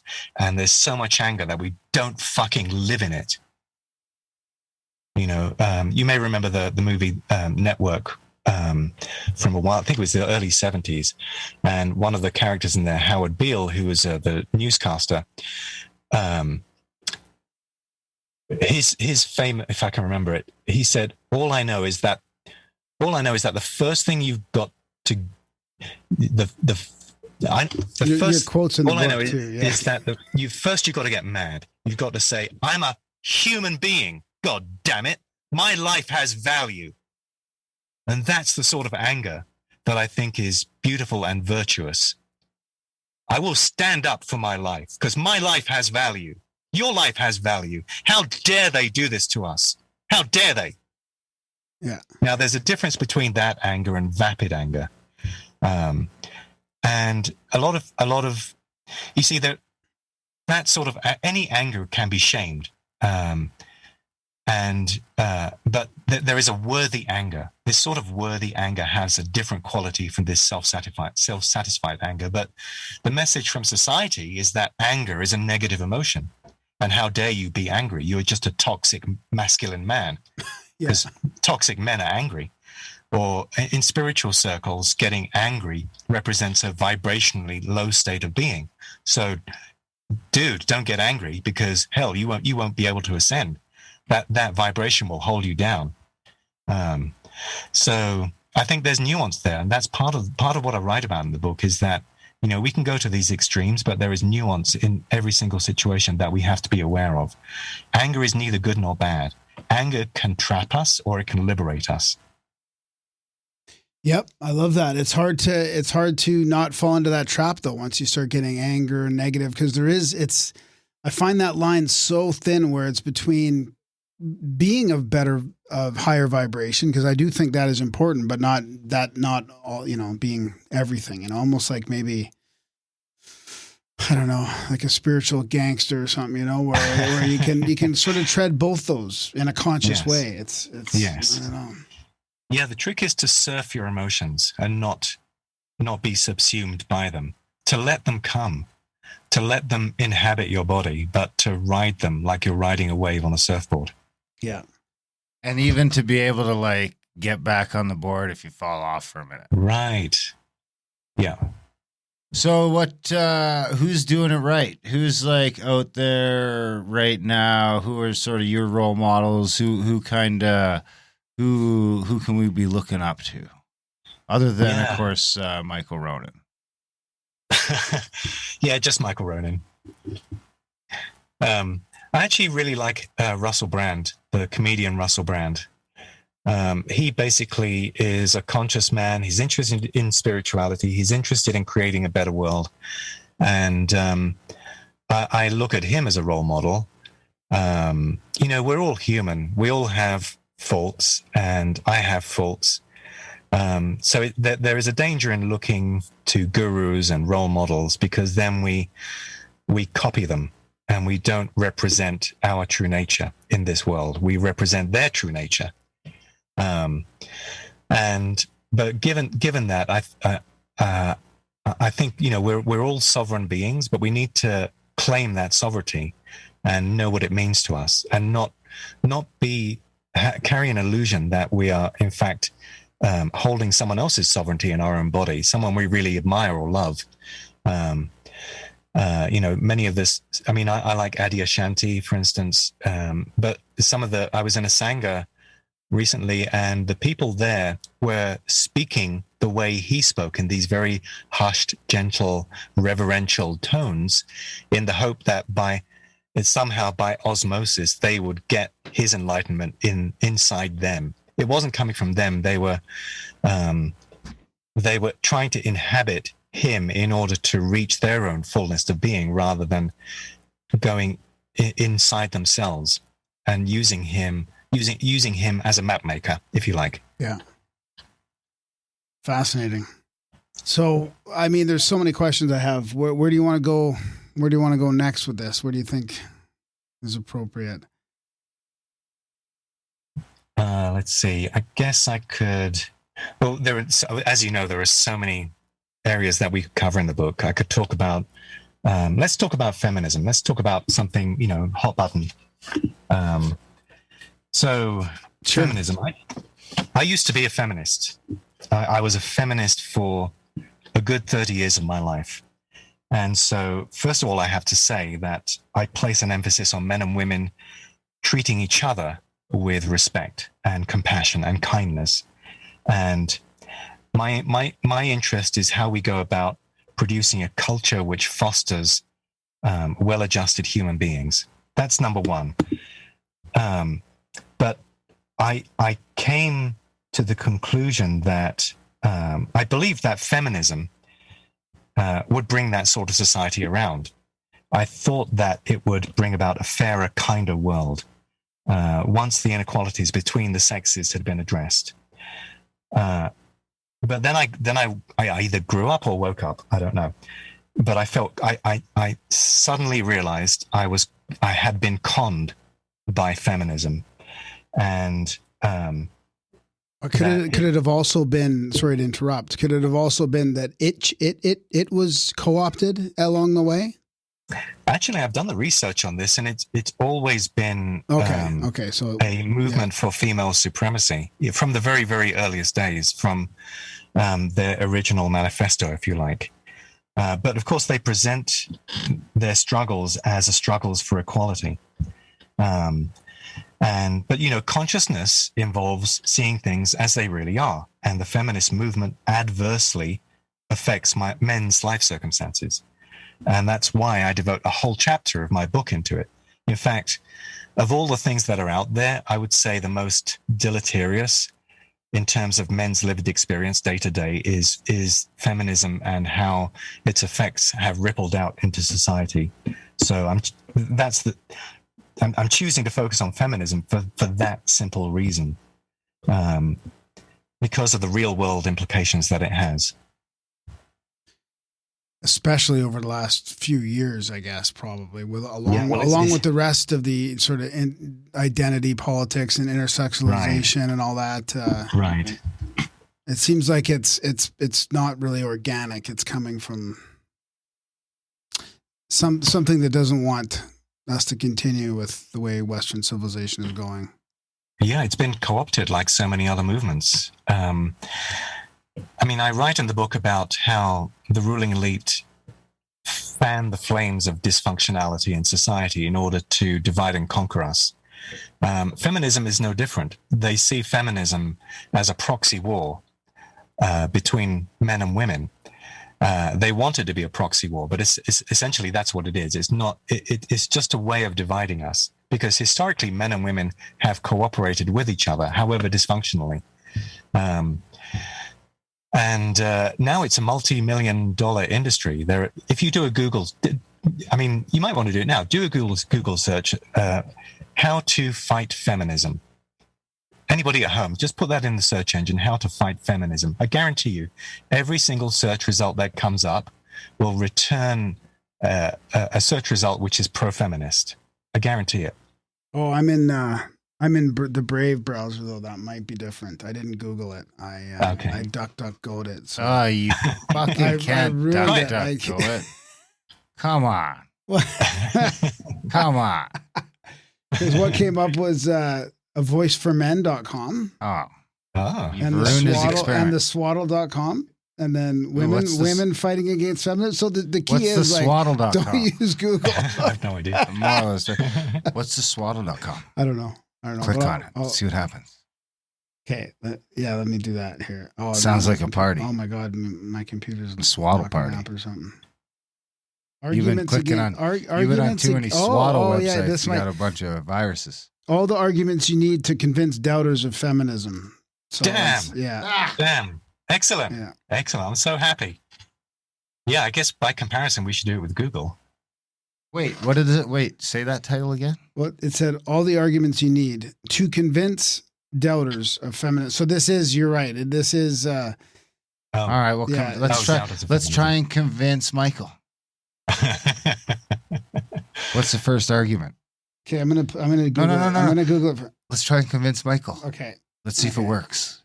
Maybe he'll throw out this whole chapter. Maybe they'll change my mind. Yeah, he's like second edition. I can withdraw the book from publication. That's it. Stop the presses. No, I can't. Graham doesn't look convinced. No, I can't do it. I can't. I'm too confused right now on this whole thing. I can't do it. Well, like you were saying, you were asking about the history of feminism and if it's always been the way it is now. And okay, hang on. Sorry. Okay. This is the difference. So I Google it, and the top one that comes up, of course, is The Atlantic, and it says, "How anti-feminism is the gateway to the far right." I mean, this is like they're already like calling us far right just for talking about it. Okay. What is feminism fighting? No, men are not the enemy. What is the problem with feminism? Mark Manson, that came up. Arguments against feminism and how to refute them. So that's what the swaddle is that I missed before. So it's saying how do you refute the arguments against feminism? So they're teaching people to argue, with us basically, or with you. Mark Manson does drive me crazy half of the time, but the other half of the time he seems brilliant. Yeah, they've got the Council of Europe here, Petite to Queen. What do feminists actually still fight for today? South Korean men are fighting against feminism, CNN. Anyways.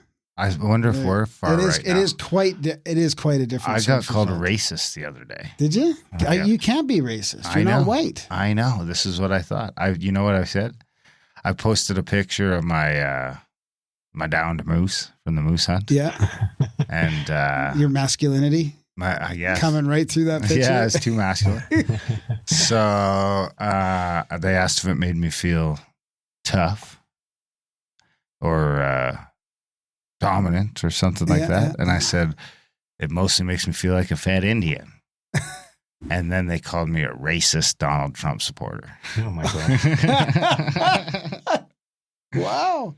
So then I tweeted. Did they really call you a Donald Trump supporter? Yes. It's getting so bad that if you even put any anti-mask stuff out, they call you conservative. Oh, yeah. Like it's really that's what's happening. I mean, it's unbelievable. Yeah. This is like really what's going on. And you know what you should have said? You should have said, "I feel safe for the winter."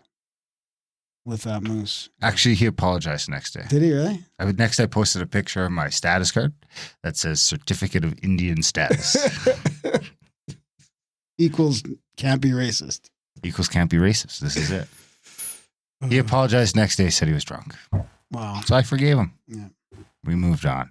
Well, you might say that was very, for him to come up and apologize like that is Conscious. conscious. There you go. Do you agree, Michael? Yeah, very much. Yeah. Okay, let's get back into feminism then. I think we should finish Okay. off that part of the chat. Sorry for derailing Okay. you there. No, That'll that's okay. happen. There's just one other point that I wanted to make before we move on to another subject. You were asking about the history of feminism, and even historically, feminism has been anti-man. And one of the examples I give is the white feather movement. There was actually a movie made about this, kind of a Lawrence of Arabia type movie. I forget the name of it, but the white feather movement was where you had groups of women who were roaming the streets of London, and I'm sure other cities as well, but probably London during World War One. And what they would do is that they would look for young men of an age for conscription.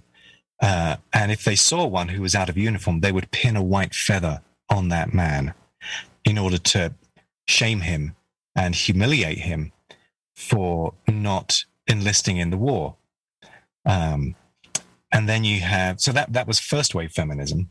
And second wave feminism, you got the likes of Gloria Steinem and Betty Friedan, who they actually attacked women rather than men. They went after the housewife in order to shame her to entering the workforce, because women, their task in this new world was to usurp the role of the male and not focus on motherhood, not focus on being a wife, a stay-at-home wife, because her special talents and qualities would be hidden from the wider world. No matter if those women wanted to inhabit those gender roles, the feminists were strongly attacking those particular women, because by sticking in those gender roles, they made the task of feminists competing with men in the workplace that much harder. Weren't they connected with the CIA too? Am I thinking that right? Gloria Steinem and them? I thought there was some people talking about her being funded or connected to the CIA. Oh, that's very interesting. I haven't come across that. I'd be interested in if you have anything on that. But yeah, no, I hadn't come across I'll that. let you know. I'm pretty sure I've heard that. What wave are we on now? Well, it's getting confusing. It's the third wave or the fourth wave, depending upon how you look at it and how you define it. And, it kind of gets to a point where it's so ridiculous that it doesn't really matter, because, third wave feminism is broadly concerned with catastrophizing women's experience, and catastrophizing all the little slights that they might receive at the hands of men, like mansplaining and man-interrupting, man-spreading, telling mildly blue jokes, to such an extent that they'll go after his job, they'll go after his reputation. And they've done it. They've done it to numerous men, which I detail in the book. And they're basically focusing on these minor transgressions because there's nothing left to fight for. They've achieved material equality. More than that, they have some privileges that men don't have, especially in family court, especially in sentencing. Sentencing disparities exist between the genders. Men are given longer sentences than women for the same crime. And if we live in an equalized society, why would that be the case? Retirement, look at retirement age. There's a difference there between the sexes. Women they can retire earlier than men. Why? Why is that? So there are many privileges that women experience that men don't. But modern day feminists have no interest in equalizing those privileges for women. They just want more privileges.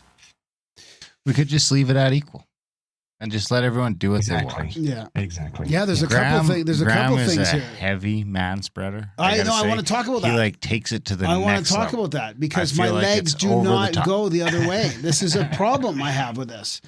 I'm short and stocky, right? And my legs open like that, and it hurts to close them. Oh yeah, I could see him getting some guff. He's like a can opener. It hurts to close. Like that's the way I sit. That's the way they go. It's not like I'm doing that on purpose. For me to go like that, I could see your testicles in between there. You should get looser pants. It hurts.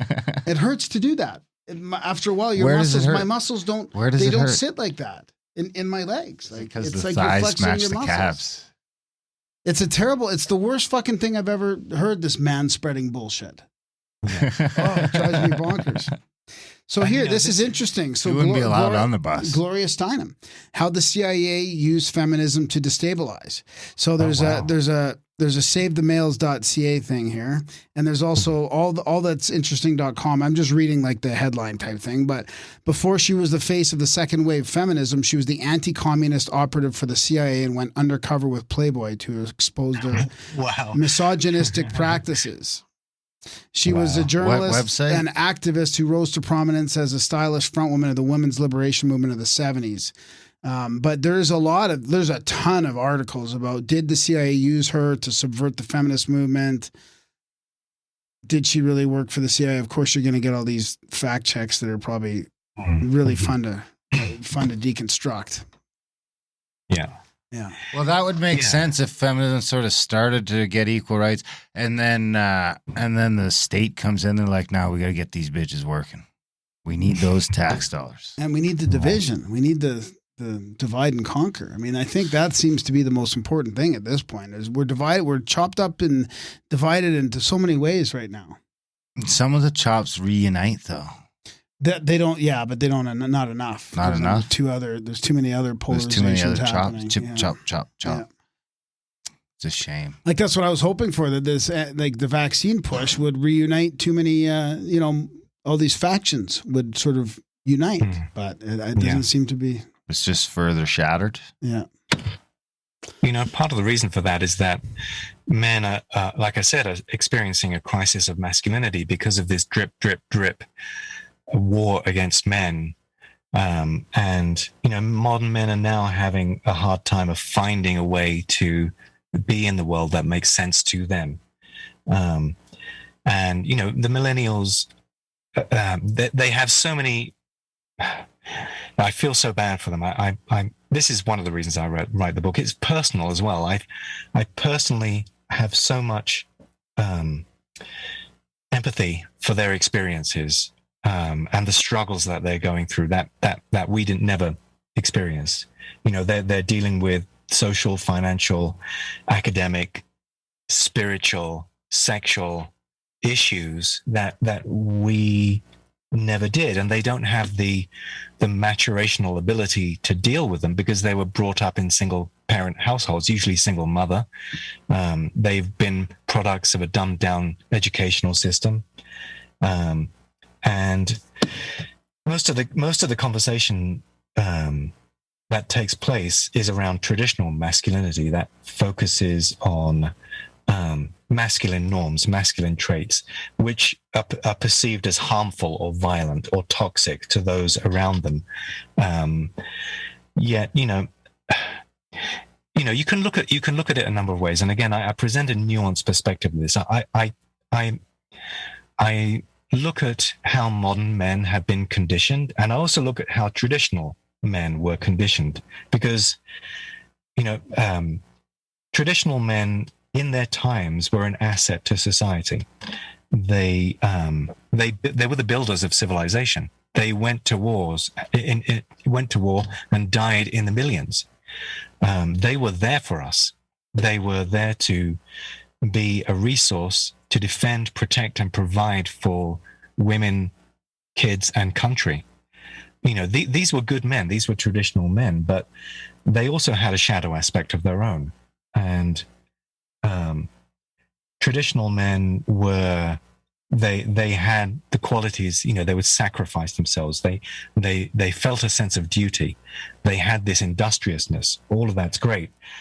But they were so busy surviving and protecting and fighting and gathering resources in the workplace and on the battlefield that they left their hearts behind. they were all spine and no heart. Think of John Wayne. You know, it's like that kind of gruff macho male. You know, the all spine and no heart. And then you get the 60s where you get a complete flip around. You get men who dress in long flowing robes and wear wooden beads, grow their hair long, wear necklaces and flowers in their hair, and dance to sweet music in circles. And these were men who were all heart and no spine. You know, the pendulum swung the complete opposite direction. So historically, men have been trying to find themselves for a very long time. We've become dissociated from what it is to be a man, not just recently, but historically as well. And now the millennials have to deal with this cancel culture, and there's no path to redemption for the canceled sinners. You know, that's the other part of it. I mean, imagine how you have to tread so lightly no matter what, you know, what you do now. And I mean, you gotta, they have to walk on eggshells. Yeah. You know, and they're now internalizing this label of being a toxic man, toxic masculinity. Their very identity is tied to that phrase. And if they're white, they're racist. They're ashamed to carry themselves in this world. And if they're white, they're racist automatically. Yeah, they're privileged. Exactly. So yeah, I feel I feel so bad for them to be alive now and to having to navigate their way through this world, which is one of the reasons I wrote this book. You know, they don't. I mean, maybe we used to derive a sense of our manhood from our fathers or from other men, but these guys may never have encountered a male role model in their lives if they grew up just with their mother or in a school where most of the teachers were female. If they did have a father and, you know, there was divorce and the father didn't get any custody rights, they never got to find out what it is to be a man. Perhaps their mother poisoned their minds against him so that they began to see him as toxic. You know, there's just so much dysfunctionality. Yeah, it's good to think about. And then there's the part about, I mean, we could sort of segue a little bit into the trap of the new age kind of spiritual positive thinking and mindfulness, because you talked about that started probably a lot of it, or at least accelerated in the 60s with the flowers and the hair and all that. And let's just be mindful and positive. Yeah. And at what peril, right? How do we balance mindfulness, which would help create discernment, which is very important, especially right now, but mindfulness to become conscious, but not to become sedentary or passive when we should be righteously angry, for example. Yeah. Of course, you know, in the marketplace, anything can be monetized, and mindfulness is no exception. You know, people want to be mindful, and there's money to be made in that by offering them services. I talk about the Chinese persecution of Buddhist monks in Tibet, and of course how the Tibetan monks then had to flee Tibet. But the good part of that is that the diaspora went to every single corner of the globe and brought with them insights about mindfulness and about meditation. Interesting. Yeah, I never thought about that. Yeah. So this is great. But of course, then it starts to get monetized because we live in a capitalist system. There's money to be made. So you can make money on mindful meditation. And what it does is it takes people away from critically appraising the world around them and makes them focus on their inner world. And it's just a more evolved way of coping with the ravages of capitalism. You know, and that's a problem with Eastern religions, in my view, because most of those religions suggest that the causes of our own suffering are internal, they're self-generated, and it's simply our attitudes which cause us pain. And there's very little focus placed on our political and economic and cultural systems, which shape the way that we live in a world which is fast and furious and stressful. You know, human beings were not meant to have these unbearable stress loads in their lives. And part of the shadow aspect of mindfulness is that it allows human beings to withdraw from the outer realm into the inner realm and to escape. It's a form of escapism. They get to escape from the wider world, which is causing them unhappiness, and simply focus on their own inner peace, if it can be achieved. So, anyway, it's tough. It's tough. But there is a balance there, because I mean there is a like it does help with discernment. I mean it does help to not get trapped in the negative self thinking and all the perils that come along with not being mindful or conscious, you know. But I also want to make a point that I think even in your book you mentioned it too. Capitalism, it's more of the control system. I think that you're saying that we're escaping from. Capitalism just happens to be that what is in place right now. Right. Yeah. The market mechanism, I guess I should really say, that, you know, we live in a world where we produce goods and services for profit, to make money. And if you can monetize something, then it will be monetized, and mindfulness is no exception. Right. I mean, speaking of Buddhist monks, like that T Quang dude, like burned himself in fucking Vietnam and didn't even flinch. Yeah. And so, I mean, talk about like mastery over everything. Exactly. Everything, right. Over suffering, over pain, all physical pain. I mean, they can melt the ice. I mean, they can do all kinds of stuff just by their mind, you know, the power of their mind. I mean, but yeah, I can see it being a trap as well, you know? Yeah. Yeah. Yeah. There's a marketplace for consumers. But it's a good start. I mean, because there's going to be a bunch of people that are like, well, I can't fucking do this. I got this going on and that going on. You know, it's a place to start. Maybe you can't fix your external circumstances right now, but you can start working on your internal circumstances like this second. Yeah, and teasing out those facts and emotions. Like I've got some notes here about the shadow work you talk about, and like we do have to discern fake emotions from real emotions and facts, and you know, I think mindfulness can help with that. Yes, absolutely. This is a tool that the conscious man has in his arsenal, and although I you know, again, it's about nuance. I talk about both sides of the same coin. You have to be aware that take for instance the medical industrial complex. This is not about making people well. This is about keeping people sick and making money off it. You could apply the same paradigm to the mindfulness industry. It's not about creating a world where we don't have to deal with the overwhelming stress. It's about having to deal with the stress in an overwhelming world. Right. That's a good way to put it. So, I mean, I do want to get into controlling the control system a little bit. I think advice for single men and being cautious about getting into relationships and how to break up. Maybe there's some advice there. And then, of course, the path forward. Those are some things that I definitely want to touch on before we run out of time. So, sure. Yeah. Yeah. Where would you like to start? Maybe controlling the control system, which we were kind of just talking about, but you do have a good, I mean, the thing I liked about your book is you do talk about both sides of things. It's not just very dogmatic one way. It's a lot of it seems like common sense to me. It feels like it really resonates with just as truth, you know, but we're stuck in this matrix, and it surprised me how much you got into that a little bit about the controlling elite and the system that we're in.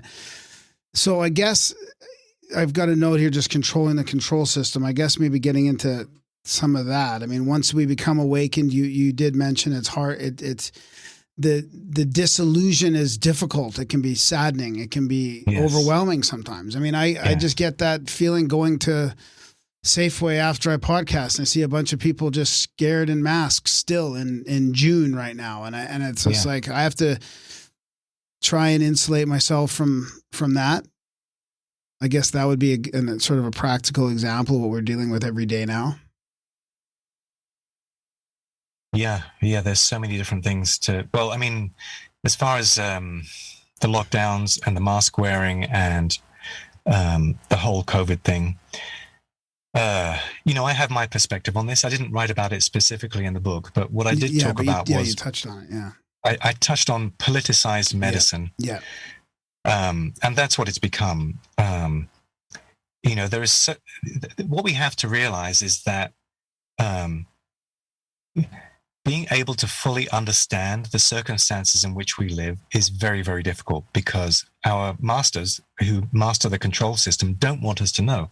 They hide a lot of the information from us. And all we can do is peek around the edges of the curtain and try and figure out what the hell is going on.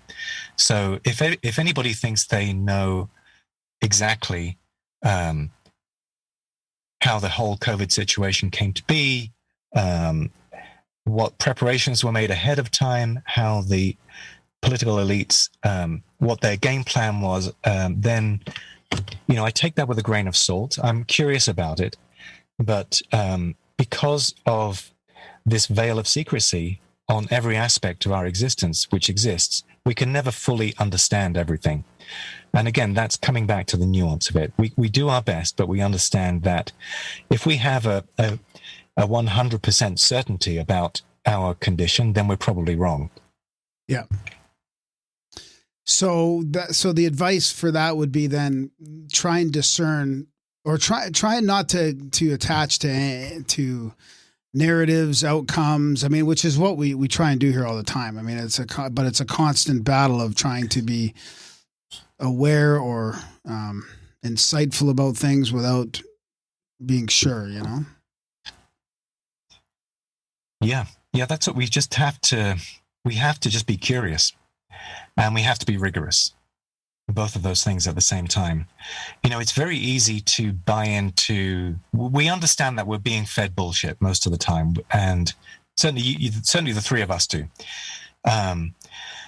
So there is a temptation to look at alternative information as being more authoritative. And that's a trap we can fall into as well. Yeah. Again, it's having to there is a sense-making crisis going on right now. We're presented with, it's very interesting because, like I was saying before, we would read the newspaper and that would give us our news, and then we could make sense of the world because the world was presented to us in a sensible way. Nowadays, there is such a glut of information out there, most of which is bullshit. The story of our times is not. The story of our times is trying to prune away all that useless information to find good information. Good information is out there, but accessing it if you have to read 100 articles in order to get to the 101st article, which is any good, then you've wasted so much of your time, and that's a problem. There is a problem with, if you like, free speech in that sense, because people are free to peddle false narratives, to peddle bullshit. And it takes bandwidth in order to process that bullshit. And I don't have time in my day to do it. It's better, at least you're getting two sides. If there's free speech, you get two sides of bullshit and not one that gets to control. You get 100 shades of bullshit. Yeah, that's true. But I mean, at least it's all there. I mean, the problem I have with the censorship and the way it's going right now is they're in control of all the bullshit narratives, sure. more so than they should be. I'd rather have it open source in a way. Yeah. But I mean, not that we have time either way to do that, but that's kind of my issue with it. I welcome the amount of information that's out there, but I want a way to pass through it quickly in order to get to the meat and not have to filter out all that bullshit. We're just gonna keep burying the meat, bro. That's yeah. You're not even gonna know what the fuck's meat anymore and what's fake meat pretty soon. Yeah, I'll know because I shot that shit. Probably get some emails. I mean, that. There's something about. I mean, that kind of gets into. Do we even pay attention to it? I mean, do we even give it our attention? I mean, why shouldn't we just ignore all that internet and our black mirrors and do what Darren's doing and go out in the woods and hunt for your food for the winter and just focus on, Because then we're at their mercy. Yeah. They control the landscape of thinking. the landscape of thought. The most important real estate on the planet is the space between your ears. And if you allow them to occupy that space, either because you've opted out of the system, or you've zoned out, or you've embraced comfortable numbness, then they win. So our thoughts, our ideas. But is other people's real estate my problem? I mean, if my real estate is clear, can I just have a time? This is one of the premises of my book. We can either operate as individuals doing our own little thing and exercising our own sovereignty in our own little oneness of space, or we can cohere as a species. Now, my contention is that in order to make this world better, we need to cohere as a species. See, I would contend that if we would all just do the individual thing fucking properly, the world would be a better place. I mean, maybe it's there's not a lot of people to 6 cohere of one with and right now. half a dozen of the other. But I feel like there's a bunch of people flinging shit, and their yard is full of shit, and it's just like, if you just cleaned your yard, I shouldn't even say, oh boy. Yeah. Wrong analogy. No, that's fine. Well, it's like the Jordan Peterson thing now. That's fine. But it's just like, it's just everyone's shit's such a mess, but they still think they know best.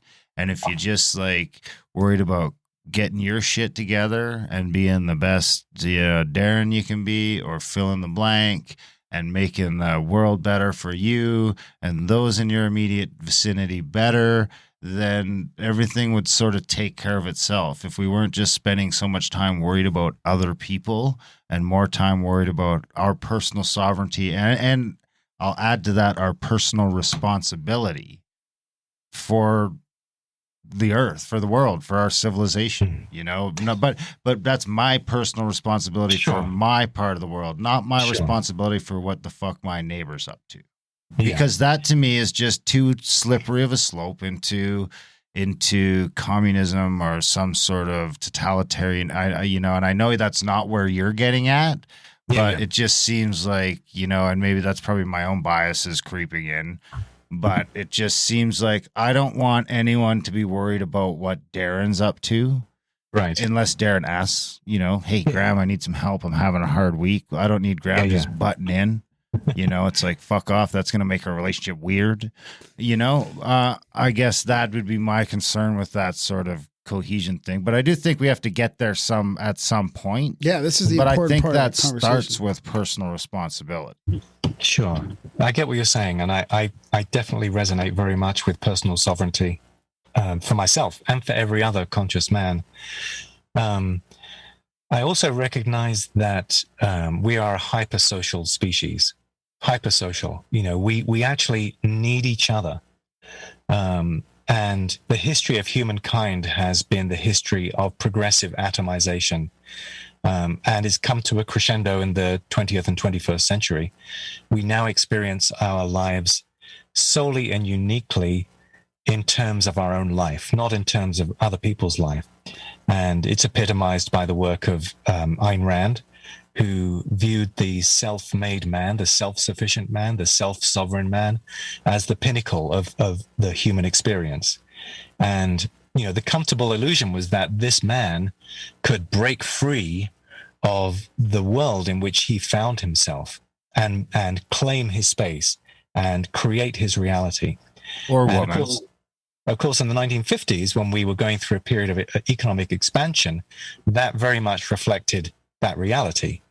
But the bubble popped, and now we've, ever since then, gone through progressively longer and longer periods of contraction. So what happens is that self-made man experiences every failure as a personal failure, his failure, because he's not able to master his own particular environment. He is to blame for the predicament he finds himself in.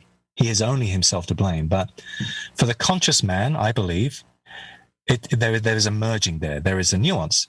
His path is to be the author of his own life, at the same time as acting compassionately for his family, his lover, his community, in an ever-widening circle, going outwards to embrace humankind, and realizing that he brings the best version of himself to the game of life, and that his failures are not necessarily his own. It could be his own. Maybe he hasn't done his own work, but they're not just his own failures. They're also the circumstances, his life circumstances he finds himself within. And so I think the human project needs to recognize both two missions. We need the mission of becoming the fullest version of ourselves, and we need the mission of creating the best possible conditions for that acorn to grow into an oak tree. That makes sense. What if the acorn's just a dog fucker, though, and he just, he's just bitching all the time, and he's just like, I don't even want to be an oak tree. I just want to be an acorn forever. Can we just ignore him? Well, I mean, that there's a conception that we are born in sin, and that potentially would reflect that sort of philosophy, that some people are just born to be that sort of person. And I don't share that view. I share the view that we are born inhabiting, that there is an inherent virtue and goodness to mankind, which has been perverted by our control systems. I think that once you remove those control systems, you won't get that sort of individual. But then how would the shadow manifest? Well, that's it. I mean, we're always going to have shadows, but there is so much degradation of the human spirit that the shadows we now occupy are enormous. These are ghosts walking around inside our bodies, clanking their chains, demanding our attention. Even from past genetic, I mean, you do mention examples of your in the book of the trauma survivors of the Holocaust. I mean, it's also you're carrying those from past generations as well. Yeah. So I make a hypothesis that so what you're talking about is called generational trauma. Yeah. And my hypothesis is that this is multi-generational trauma. So essentially, since the dawn of agriculture, when over the last few millennia, we have experienced a civilization as we know it, developing more and more unfavorably as a response to the accumulated and unintegrated shadow aspects and stress and trauma of this existence. That's really interesting. And we used to be able to handle it at some point, I feel like. Or there's a way to handle it, but we're not doing a very good job of it. Well, the way to handle it is to grow a healthy nervous system. And it's not just automatically given to us. We're not born with a healthy nervous system. And why we don't have a healthy nervous system is because we're unable to process stress. Excessive stress produces trauma. And trauma is anything... anything that is too much, too soon, or too fast for our nervous system to handle. I think that's the definition of it. Yeah. So we have to be able to put those stresses to bed, to de-escalate them in our bodies. And because we live in this sort of fast and furious world, we're unable to do so. And that creates all sorts of dangerous neurophysiological responses in our bodies that persist from generation to generation. Yeah, I like that. And there was a time, or there was some cultures that had a way to deal with that stress through that, physical shaking or something. You mentioned something in your book about that. Yeah. This is something we really don't know. But human beings, just like any other mammal, we are programmed to shake our stresses away. And, when was the last time you shook your stress away? When was the last time I did, or anybody? And yet, when you look at the animal kingdom, this was from Robert Sapolsky's book, Why Zebras Don't Get Ulcers. What they do is they shake with fear, and they shake off fear, and they dump adrenaline out of their system. They take about 30 minutes to do that. And what that does is it down-regulates their nervous system and puts them back to a baseline of functionality. They have to go through this. Otherwise, they continue to be on edge 24/7. And the only animals that no longer shake, the only mammals that no longer shake are zoo animals, domestic animals, laboratory animals, and human animals. And what correlates them is that they're all caged. They are in alienating environments. They're taken out of their natural environment and caged. Even though we're sort of feel free, we're still caged. Yeah, we have shackles on us that we can't see. These human beings are caged by society. And so we're living in pathological conditions where our emotions become frozen at the cellular level. Yeah, I really like that. That's fascinating. And then, so Darren's example about the people that just, he's like, well, they're not worth our attention anymore because they're just not gonna participate. So just let them go. Well, you're looking at modern human beings. These are human beings who've grown up in the control system, who have grown up with dysregulated nervous systems. And if you're supposing that represents human beings' natural, true nature, or then I would definitely contest that. I think that these are alienated, abnormal human beings that you're talking about. I'm not supposing that anything. I'm just saying that they're not my problem. I guess my point is that my attention is valuable to me, and that, to a certain extent it needs to be earned. Like I can't just be worrying about everything all the time. I feel like, I don't know.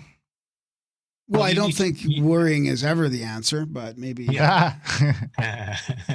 Concerning myself. Well, I think that's just it. I mean, I don't think I should be concerned with anything but me or mine, or I mean, and if I am, then I guess you've become, in that circle of care.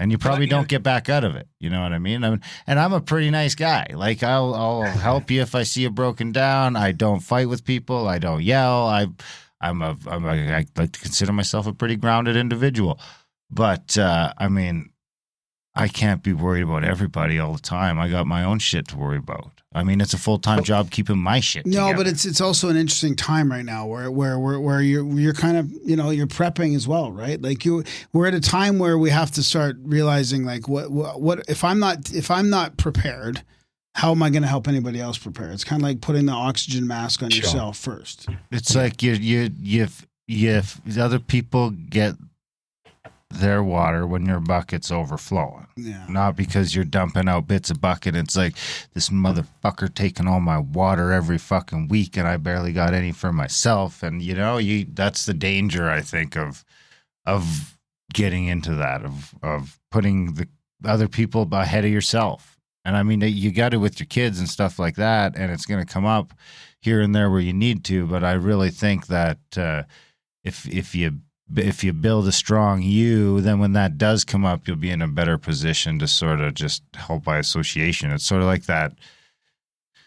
It's like the Canadian healthcare system, it's like, it's forced, it's great, we all pay into it until you need something done, and then it's like, fuck, I got to go to America.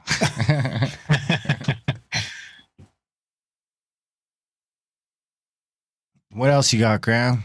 Well, before we wrap up, I mean, I guess I just would like Michael's closing thoughts, or I guess a path forward. Like we talked about it a bit now, just going back and forth, but what can some of us do, like physically or even just online, or I mean, I don't know, like what. I feel like we're in such a weird time right now where, I think prepping, being conscious to at least talk to your loved ones. Word prepping. I know I don't like it either. It just seems so like. But let's say like just preparing.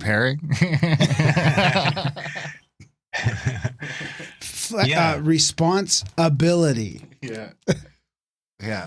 We're building. Well, I have a fantasy, and the movie The Matrix, where Neo goes and does his training on the Nebuchadnezzar, the ship in the Matrix. Yeah. We need we conscious men need an Nebuchadnezzar. We need somewhere to go where we can learn how to do jujitsu, learn how to do, superhuman skills, if you like, learn how to be the fullest version of ourselves without intervention from the Matrix, without the Sentinels finding us. That would be my call of action to any conscious man listening to this, is to each and every one of you to either create or find an Nebuchadnezzar. I'm currently doing an 8-week course online in something similar, which is run by the YouTube channel Rebel Wisdom. Oh yeah, I love that channel. Yeah, yeah, it's called the Live Player course, and you could basically call it the Conscious Player course, but they like to call it the Live Player. And essentially, what they're doing is this sort of training for higher order human beings, not in the sense of being superior to other human beings, but in creating the sort of human being that can contest with the meta crisis, with the sense making crisis, with the interpersonal relationship crisis, with the cancel culture, the woke crisis, all of this sort of thing. Yeah. How you can create human beings to walk in this world and deal with that sort of bullshit and crap. Me, I as you know, I consider us a hypersocial species. I want us to come together around creating a world for fully functional, fully integrated, fully realized individuals as the premise for our coexistence. And that to me is that's the beauty. That's the beauty, the more beautiful world my heart desires.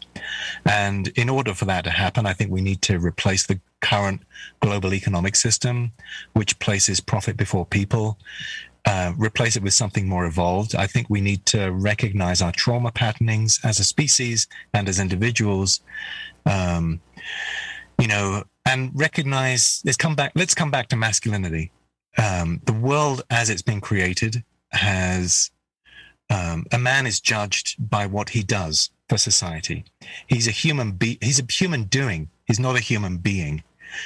I want to see a world where we are human beings. Men are human beings. There's so little empathy or consideration that's given to men simply for being a virtuous man.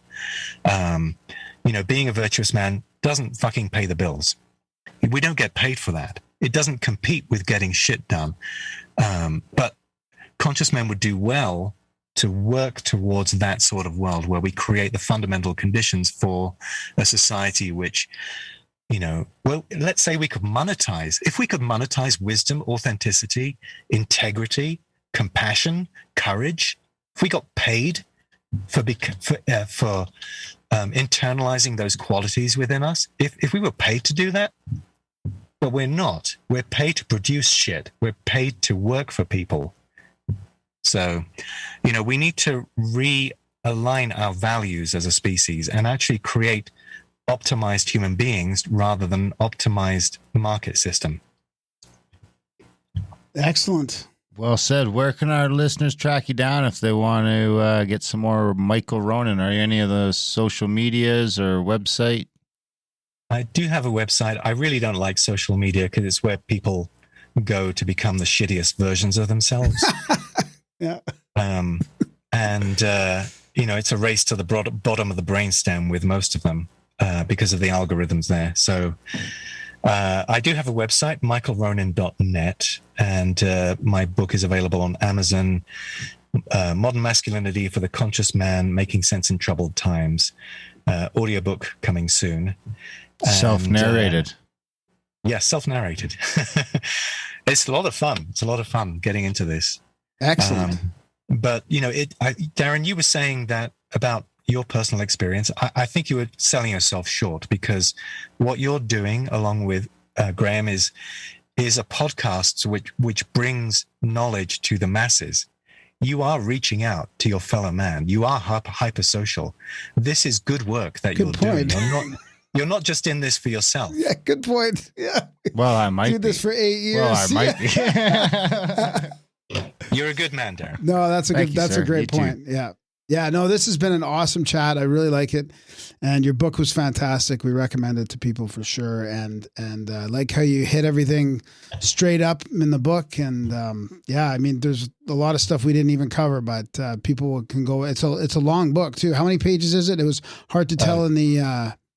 Yeah, it's about 420, something like that. It's a big book. It was different reading it digitally because the pages were kind of smaller. But yeah, so keep in touch. Let us know when the audiobook comes out, and we'll talk about it. Yeah, for sure. Awesome. It's been a real pleasure, gentlemen. Excellent. Thank you so much for Thanks a lot. hosting this. Okay. Take care. Have a good night. Thank you. Bye. And that was a chat with Michael Ronin. What'd you think, buddy? Yeah, that was good. Yeah. I wanted to get into a little bit about, I just felt like it was a good spot to end though, but he does give advice to men getting into relationships very cautiously. Like he sees, I think, a lot of what's happening with men in relationships right now, and a lot of them aren't working out. And what are you laughing at? I'm just fighting with the troll in the chats. Oh, it's fun. That's okay. Yeah. What are the address to come fight me? At your mom's. You're putting mom jokes in the chats? Always. Oh, boy. Who's coming to fight you? I don't know. The DeLorean. Why? I don't know. He seems angry. Speaking of moms, how's your mom? Is it righteous anger? She's pretty good, I guess. Yeah. She'll be finding out more about her cancer on Thursday, I think. So, finally? Yeah. Finally gets to meet? Yeah. Finally gets to talk Canadian to the healthcare, doctor. baby. Yeah. Yeah. Well. Yeah. But no, it was good. I think it was good book and a good chat. It was a good chat. We were his first time, right? Oh, I don't know about that. No. Yeah. I thought we were his first. That's why I was nervous. Oh, no, I don't think he does it very often, but. Well, hopefully this will. But anyways, the book's got a lot of advice for men. Like we didn't even get into like the specific advice for men and dating and relationships and the divine union. It gets into a lot of the relationships, the different types. Very spiritual ones as well. And it's just, I don't know. It's a well-rounded book. I like it. Very nuanced. Did you get a hard copy of it or just digital? Just digital. We should get a hard copy for the studio. I just bought some books today. All right. Yeah, we're building up quite the library. It'll That's be good. the only place I wear my mask now. Yeah, I know. Ferris Fair won't let me in there. They're terrible. They're just like, oh my God, they're so scared. Yeah. Yeah. But I went in there. It's a gold mine for books. I just can't give it up. Yeah. I mean, I could pick out the books and they'd bring them outside, but I just like to look around. Yeah. I really like to look around there. It's like, I go in there with the Shield. They don't bug me with the Shield. No, they started. When was the last time we were in there? A couple weeks ago. Yeah, last time I went in there with the Shield, she was like, hey, just play along. Oh, yeah, that's right. Yeah, we talked about that. So, yeah, big thanks to Mike for coming on the show. Big thanks to you guys for listening. Head over to grimerica.ca/support if you're getting some value from these shows and you want to throw a little value back our way. Sign up for a monthly, make a one-time donation, any of that fabulous sort of stuff. Head over to the show notes, do all the stuff in there. There's a bunch of ways to help out the show that don't cost you nothing. You can share the show, review the show, sign up for the newsletter. I don't know what else. Maybe you could follow us on Facebook before we get kicked off. Did you say review? Yeah. I said review. Yeah. Join the chats. Grimerica.ca/chats. Get some shirts and shit over at grimerica.ca/swag. Some audiobooks. This is a social network. Grimerica.ca/social, our self-hosted social network that doesn't have any algos. And there's the audiobooks over at adultbrain.ca. Use your adult brain. Hey, speaking of that, I seen Weiss was on Union of the Wanted. Yeah, there you go. The Flat Earth.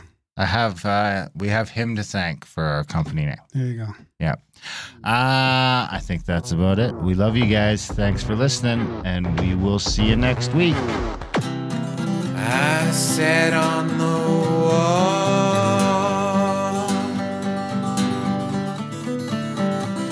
I could see it all.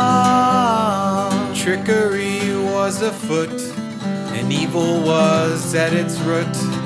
The people were scatterplots, not many could connect the dots. Some people stood tall,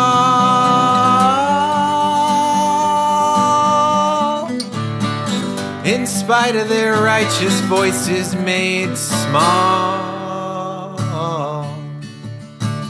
Put down your phone, your souls turn to stone.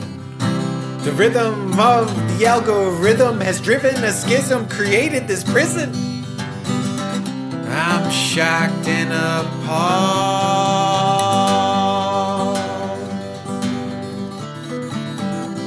at the technocracy's gone, pulling strings of marionettes, setting traps in cybernets. Infinite scroll as addictive as cigarettes. Cat videos for freedom of the press. People that stand tall,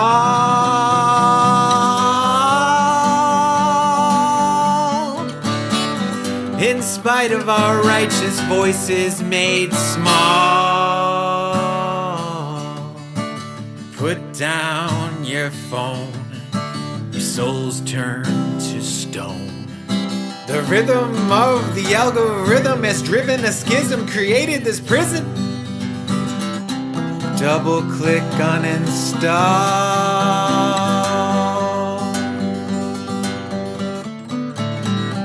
Rome's about to fall. This hard drive is corrupted, and our minds have been abducted by a silicon dream so seductive. When yelling at bots becomes unproductive, people, we need to stand tall.